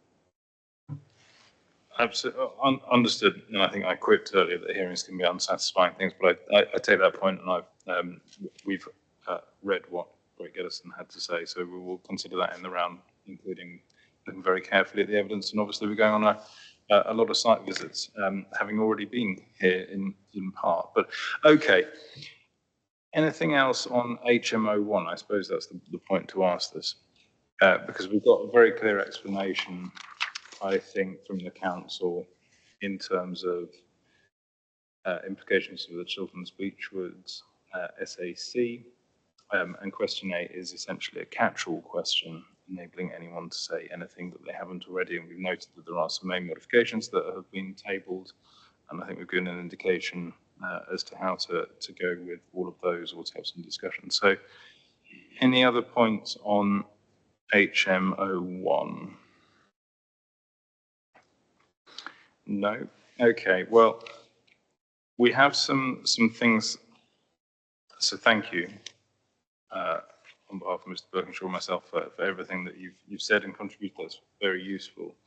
We have some, and I appreciate it's been a rather heavy day. Tomorrow is going to be a rather heavy day. Thursday is going to be a rather heavy day as well. So I propose we only stay here for the next 2 hours or so. No, we have only a few other things we just wanted to cover off today. There are a few other questions and also some clarification on HM14. There are 2 ways to do it. I could do it in very short order, quickly, or we could have a short sort of pause. What do you reckon? Keep going. Okay. So then if I come on to, this is, if we've got the agenda that Louise helpfully circulated, this was effectively question 2. So what I'm going to do, because I know Chris Nicholson were represented here, I'm going to cut through what we've read, basically, and say what we think. Now, on one point, I haven't spoken this through with Mr. Birkinshaw, so he may scream at me, but we'll see. In terms of question 2, this is about density. So we've got policy D2 of the local plan that sets density expectations. The question here was really, if say and the council has rightly pointed out that those density expectations apply to only 2 sites, HMO6 and HM10, which are coming on to tomorrow anyway, but I think there needs to be some clarification because the density level in policy D2 is, I think it's around 100 dwellings per hectare. HMO6 and HM10 have significantly higher levels of density. So if you're preparing an application, if you are HMO6 or if you are allocation HMO10, do you aim for what the allocation says? Do you aim for what policy D2 says? Just in terms of effectiveness, I think that needs some clarification. But you've got that point. There was a question as to whether it was necessary to set density expectations elsewhere, so those density expectations in policy D2 apply only to town centres. Should there be density expectations elsewhere? But we can probably come on to that when we go to design, and we go later through the agenda. Okay. Then if I counter through question 3, where allocations contain a timescale for delivery, is that intended to guide delivery? If so, is that approach effective? And the council's position, as I have it from their hearing statement, is yes, those timescales are intended to guide delivery. I have a bit of a hesitancy about that, I have to say, because if a site can deliver faster, and there are some representations saying that yes, we can deliver faster than expected, but there is that requirement, there is that intention to guide development to a certain timescale in an allocation. Does that mean they have to wait? No. So it's just about ensuring that that's the case. Of course, you can give us an indication through whatever trajectory is required under the MPPF that we're operating under. You can give us the indication of when delivery is expected, but not necessarily bind people to delivering in, or delaying where there is the opportunity to come forward faster. So it could be phrased something like anticipated delivery rather than the expectation of delivery. That would be, I hope, our position in terms of that, if it is the council's intention that those timings were to guide delivery.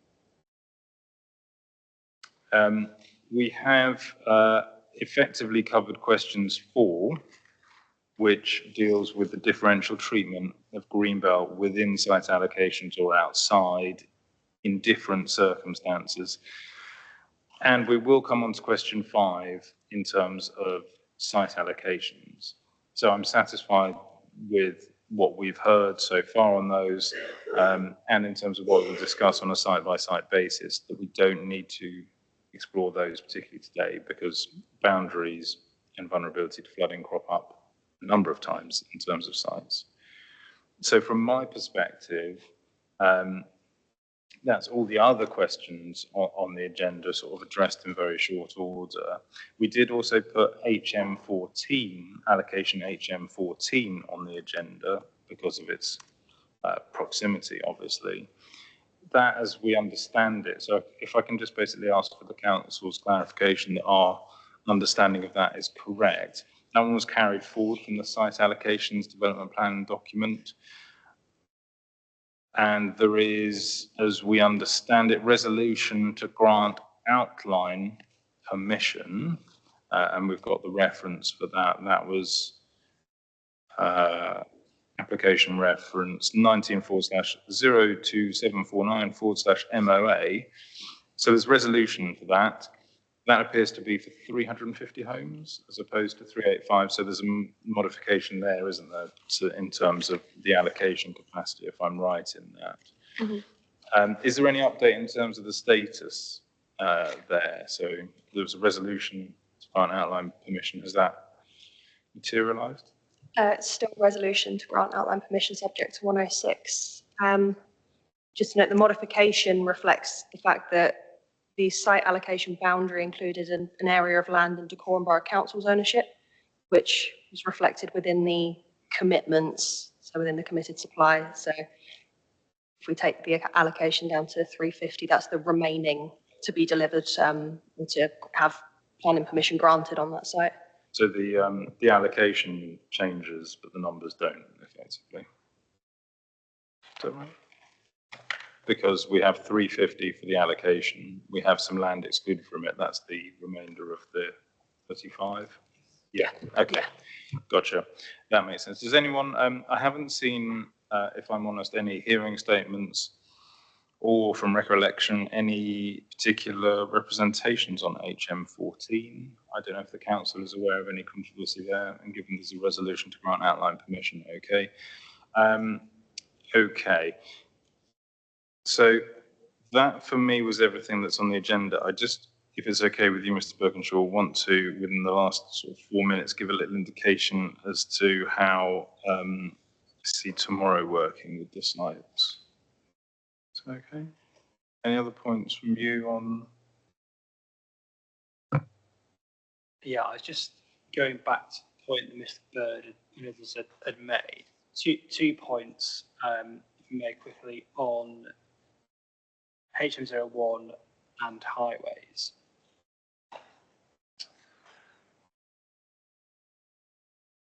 The first, if you look at policy HGC2, it's on page 28 and it's under pillar 2. It talks about it's pillar 2, part D, the east and north Hemel Hempstead growth area sustainable transport corridor.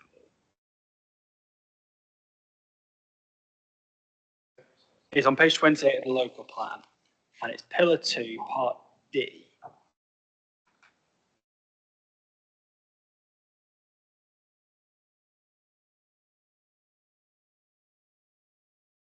Says the east and north Hemel Hempstead growth area sustainable transport corridor must be delivered in a coherent and integrated approach.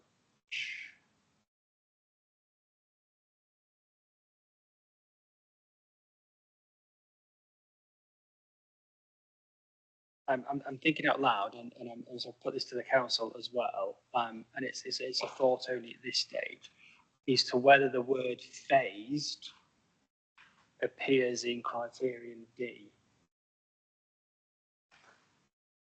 So I guess, Mr. Leader, I sort of take the participant's point that you do have a situation here, a large site with different landowners where, I don't know, presumably, obviously feel free to jump in if I'm wrong or if I've sort of assumed your position in terms of the transport corridor incorrectly, but that would be phased delivery, wouldn't it? I just don't know whether the introduction of the word phased would be quite a neat way around the sort of concerns that the developers have without really putting the council to sort of too much, it's presumably what you assumed was going to happen anyway. You're absolutely right, sir. And again, if you roll down towards the end of that policy, you see under the section titled delivery, A says high quality new development and infrastructure will be planned and phased in a timely manner to ensure infrastructure and transformation opportunities are maximized. So I think between those 2 points, I think there's sufficient wording. And that's what I was saying, because this policy will reflect the sort of the modified one across the 2 plans, and that's where it talks a lot about the sort of phasing and implementation. I think with that, the point Mr. Layden's made, and even just in the sort of inserting the word phased, I think that would be abundantly clear. Well, congratulations on changing 59 words that we've all produced into one. Yeah. And that was the first point. The second point was going back to the County Council's statement of common ground with the council. And this issue around, so in your statement of common ground, I think it is, or is it a hearing statement? Statement of common ground, there's the County Council's suggested wording, and then there's the council suggested wording around essentially the sort of submission of a transport assessment demonstrating cumulative impacts for the whole allocation in combination with wider plant growth. What I often say in the plan examinations, and I often sort of task councils with, is actually deleting criterion like that, is what the local plan should do is it shouldn't be a validation checklist, really. It should set out, if there is something that you've identified in your evidence where there's a particular concern or the developers need to provide something, it should be abundantly clear that it needs to do that. So we talked about heritage, didn't we? So you've identified that church is a grade 2 listed church, you need to do something. Respect its setting, whatever. Where you're suggesting changes, the sort of apprehension and concern I've got with them is they don't really require anything other than what the developer would do anyway. Of course, they'd submit a transport assessment. This is a scheme for thousands of houses. What is it that you wish or you require or you need the local plan to do in terms of highways considerations that you're concerned it doesn't currently do? Thank you. I suppose the difference with this site is the beyond the plan period element with significant growth coming after the end of the plan. And the evidence that we have today doesn't suggest that that's sound allocation in what we have from the modelling, but it doesn't disprove that it's not sound in that sense. There's no certainty because of how far into the future it is. So our concern would be you could see applications come forward assuming it is a sound allocation without doing that further work, or the reader of the plan would not understand that concern has been made at this stage. Whilst it is somewhat expected of a site to assume committed growth, it's whether there was further work that would identify infrastructure required for the entirety of the site to come forward.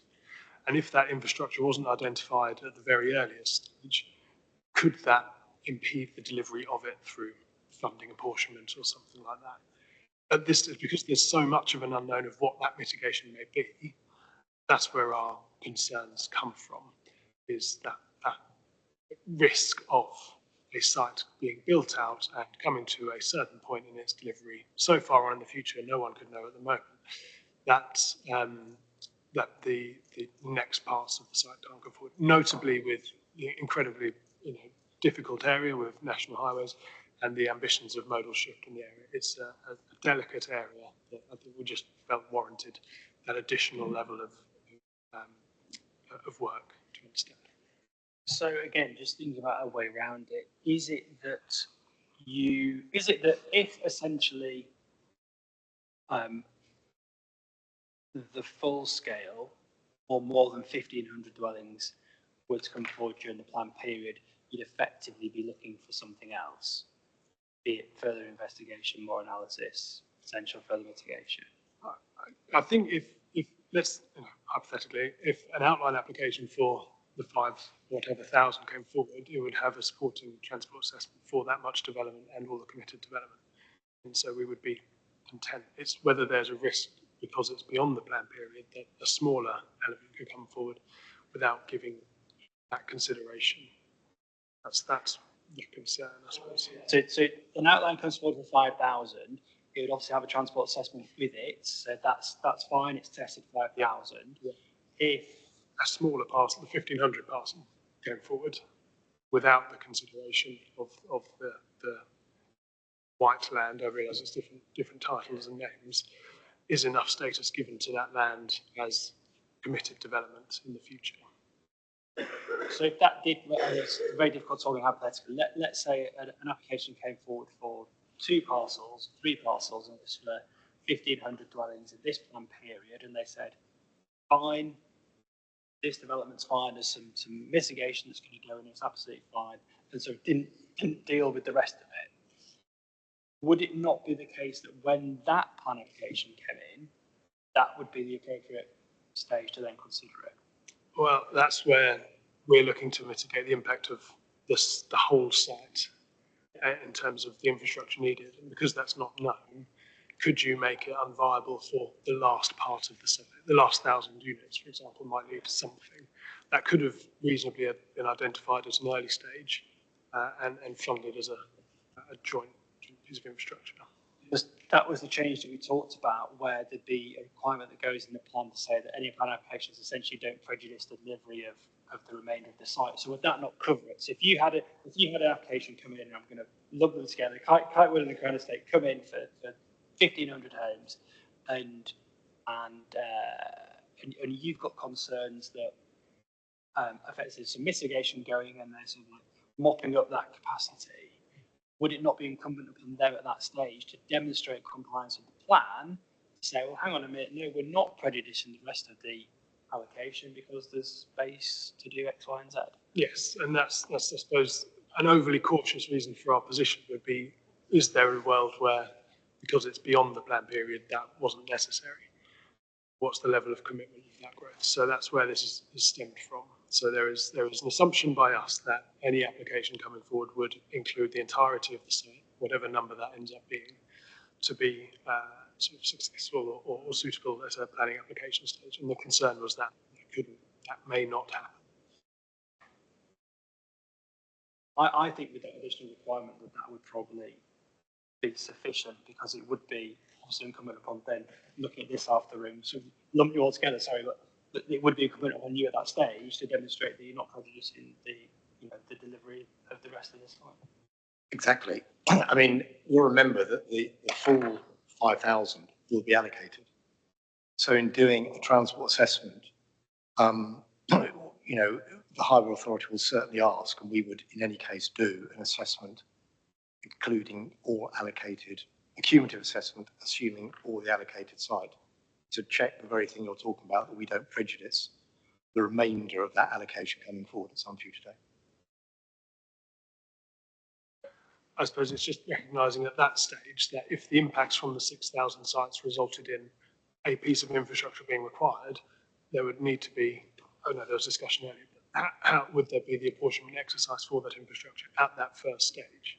So if there was something needed in 2050, a £6,000 roundabout, for example, is it £1 each for every house in the application, for example, as opposed to leaving it to a later point and the final unit needing to deliver the unviable piece of kit?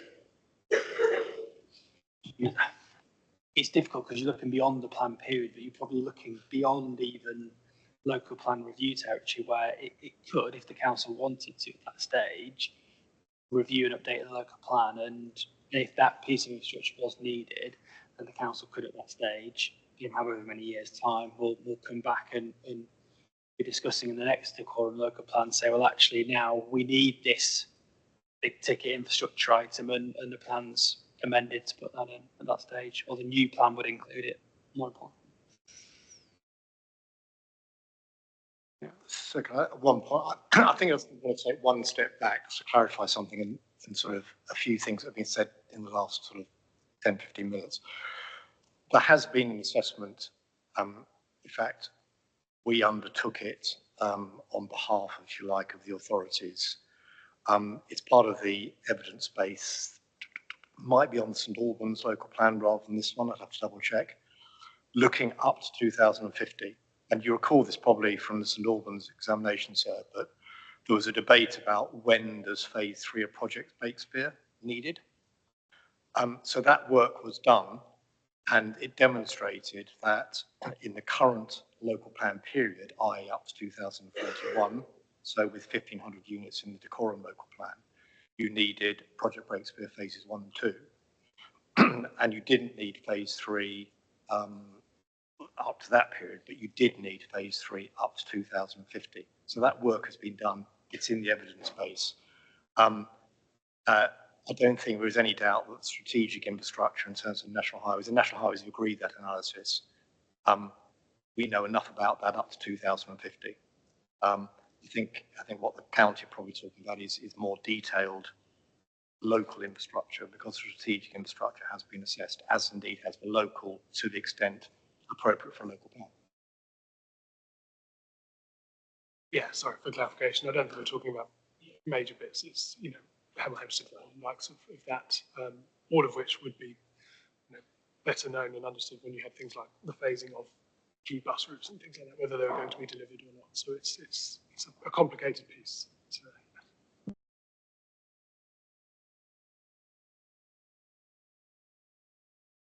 Nothing else on this, but I just wanted to touch on a couple of things for tomorrow. Okay. So unless you're here tomorrow, I don't mind if you shuffle paper and close laptops and the like, but thank you for your contributions. So are you here tomorrow, Mr. Collier? No, my colleague Roger Flowerday. Okay, thank you. That's helpful, just so I know. So tomorrow we've got quite a lot of policies and sites to go through. Some are obviously more controversial than others. There'll be more people around the table for some rather than others. And I think the best way of doing it from my perspective, and I just wanted to get your view before I crash in there tomorrow to this effect, is that we start with HM11 first. Now, HM11 on an unscientific basis, which is Shendish Manor and Fairfields, has got the most number of people probably in attendance. So if we go for that first, then probably the next one would be HMO3, HMO5, the hospital, the Market Square, and then we go back through the running order that's there on the programme. I think that works best in terms of when people would expect to sort of to be here and to talk. And if I could ask, as Mr. Birkinshaw did in terms of HMO1, that we sort of start every allocation with a sort of explanation as to what is the planning status. Has anything changed? If you can introduce that, then I'll probably ask, and we'll ask some questions, picking up what's been said, and then we'll open up for debate going through it in that way. So if you're happy with that as a running order, I just thought that would be helpful in terms of, okay, that's me. Thank you. So can I just make one point, really in the light of the comment you just made, which we've got a lot to deal with. We've had quite a lot to deal with today, and it occurred to me that I ought to make one thing clear and just seek your guidance if it's necessary. Conscious that we're pushed for time this morning and will be pushed for time on other occasions, but lest it be misunderstood, we disagree with a lot of the detailed points that are made by objectors set out in their hearing statements, sometimes with quite extensive appendices. So, for example, Dacorum and points made about the SA covered in large part in matter 1, or points relating to future evidence, for example, matter 11, housing land supply. We hope it's obvious where there's disagreement. We assume it is. We also have in mind, sir, of course, that you both have voluminous evidence, much of which should be considered and set against the evidence that you've received attached to hearing statements. For example, on landscape, where you've got landscape assessments that the council relies on. So there wasn't time this morning. I dare say there's not going to be time to cover some points on other occasions, that we wouldn't want you to think that because we haven't referred to them and dealt with them orally where they're new points raised in hearing statements, sometimes at very late notice, that we have accepted them in a tacit fashion. That having been said, we also assume that if you feel you need more on any of those issues or documents that are attached to hearing statements or contained within them on which we haven't expressly said we disagree, we assume that you will ask us for further information. So I hope that's helpful, but it's important to put it on the record. No, I understand that, and that's, from my perspective, helpful on both. On both, absolutely. So there's a huge volume of information. We go through pulling out the questions that we feel we need to ask. Everyone produces the information they feel like they need to produce. That doesn't mean that if one point has been made and we've glossed over it, it doesn't mean that we tacitly accept the other side, if you like, has accepted that point. It's not a sort of, it's not an inquiry process, no. So we pick out the questions we need to answer. There's no difference, we need to ask and in our minds answer. We'll give you a clear indication, as we have been doing, where anything needs to change, what our thought process is. Absolutely, and if there are any points that we need to probe, that's the purpose of the questions, that's the purpose of the hearings. It's not if you don't, say, oh, we disagree with that we will assume that we agree. Absolutely not the case. And there's no difference in terms of how we treat anything, whether it's written, whether it's said in a hearing. I've lost track of the number of representations I've read. I've referred extensively to some today, and those are all somewhere in our minds. So, no, points well made, but thank you. So the structure tomorrow will be very much led by everything that we've read, the key things that we want to know, the key things that we want to probe in order to understand the justification, and the expectations on delivery, that's principally where we're coming from, whether those are effective allocations. I think that's right. And obviously, like I said, we appreciate and we thank all the participants for their time today. It's been a long day. There will be some days that are a lot shorter, but it's really useful and helpful for us to sort of maintain that momentum of the examination and get through. What I would just say on the sites is that you'll have seen in St Albans we did this, and you'll see that we'll do it again this week. We won't even necessarily ask all the MIQs. There'll be questions where we'll say, look, you know what, the main issue here is highways. And we'll just go straight to it. We won't need to go through the MIQs. And then it may be a case of, the hearings, as Mr. Bristow said, an opportunity to allow representatives to put their points across. We take the evidence as read. We might not go through all the MIQs, and that goes to representatives. Why did I ask that question? I really want to say it. It's not that it's not relevant, it's just that we don't feel that we need to ask a specific question on that point. So there's a lot to get through, but it will all be fine, and we will get through it.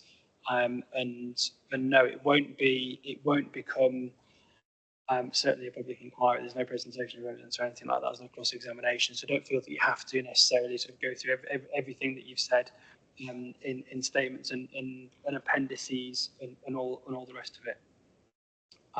Because we won't expect you to take us through all that. Thank you. Thank you. Well, let's unless there's anything else, let's adjourn, and I'll see some of you, most of you. It's for those who are tomorrow. 9:30. 9:30 start tomorrow. So it's slightly earlier. It's 9:30. Okay. Thank you. Thank you.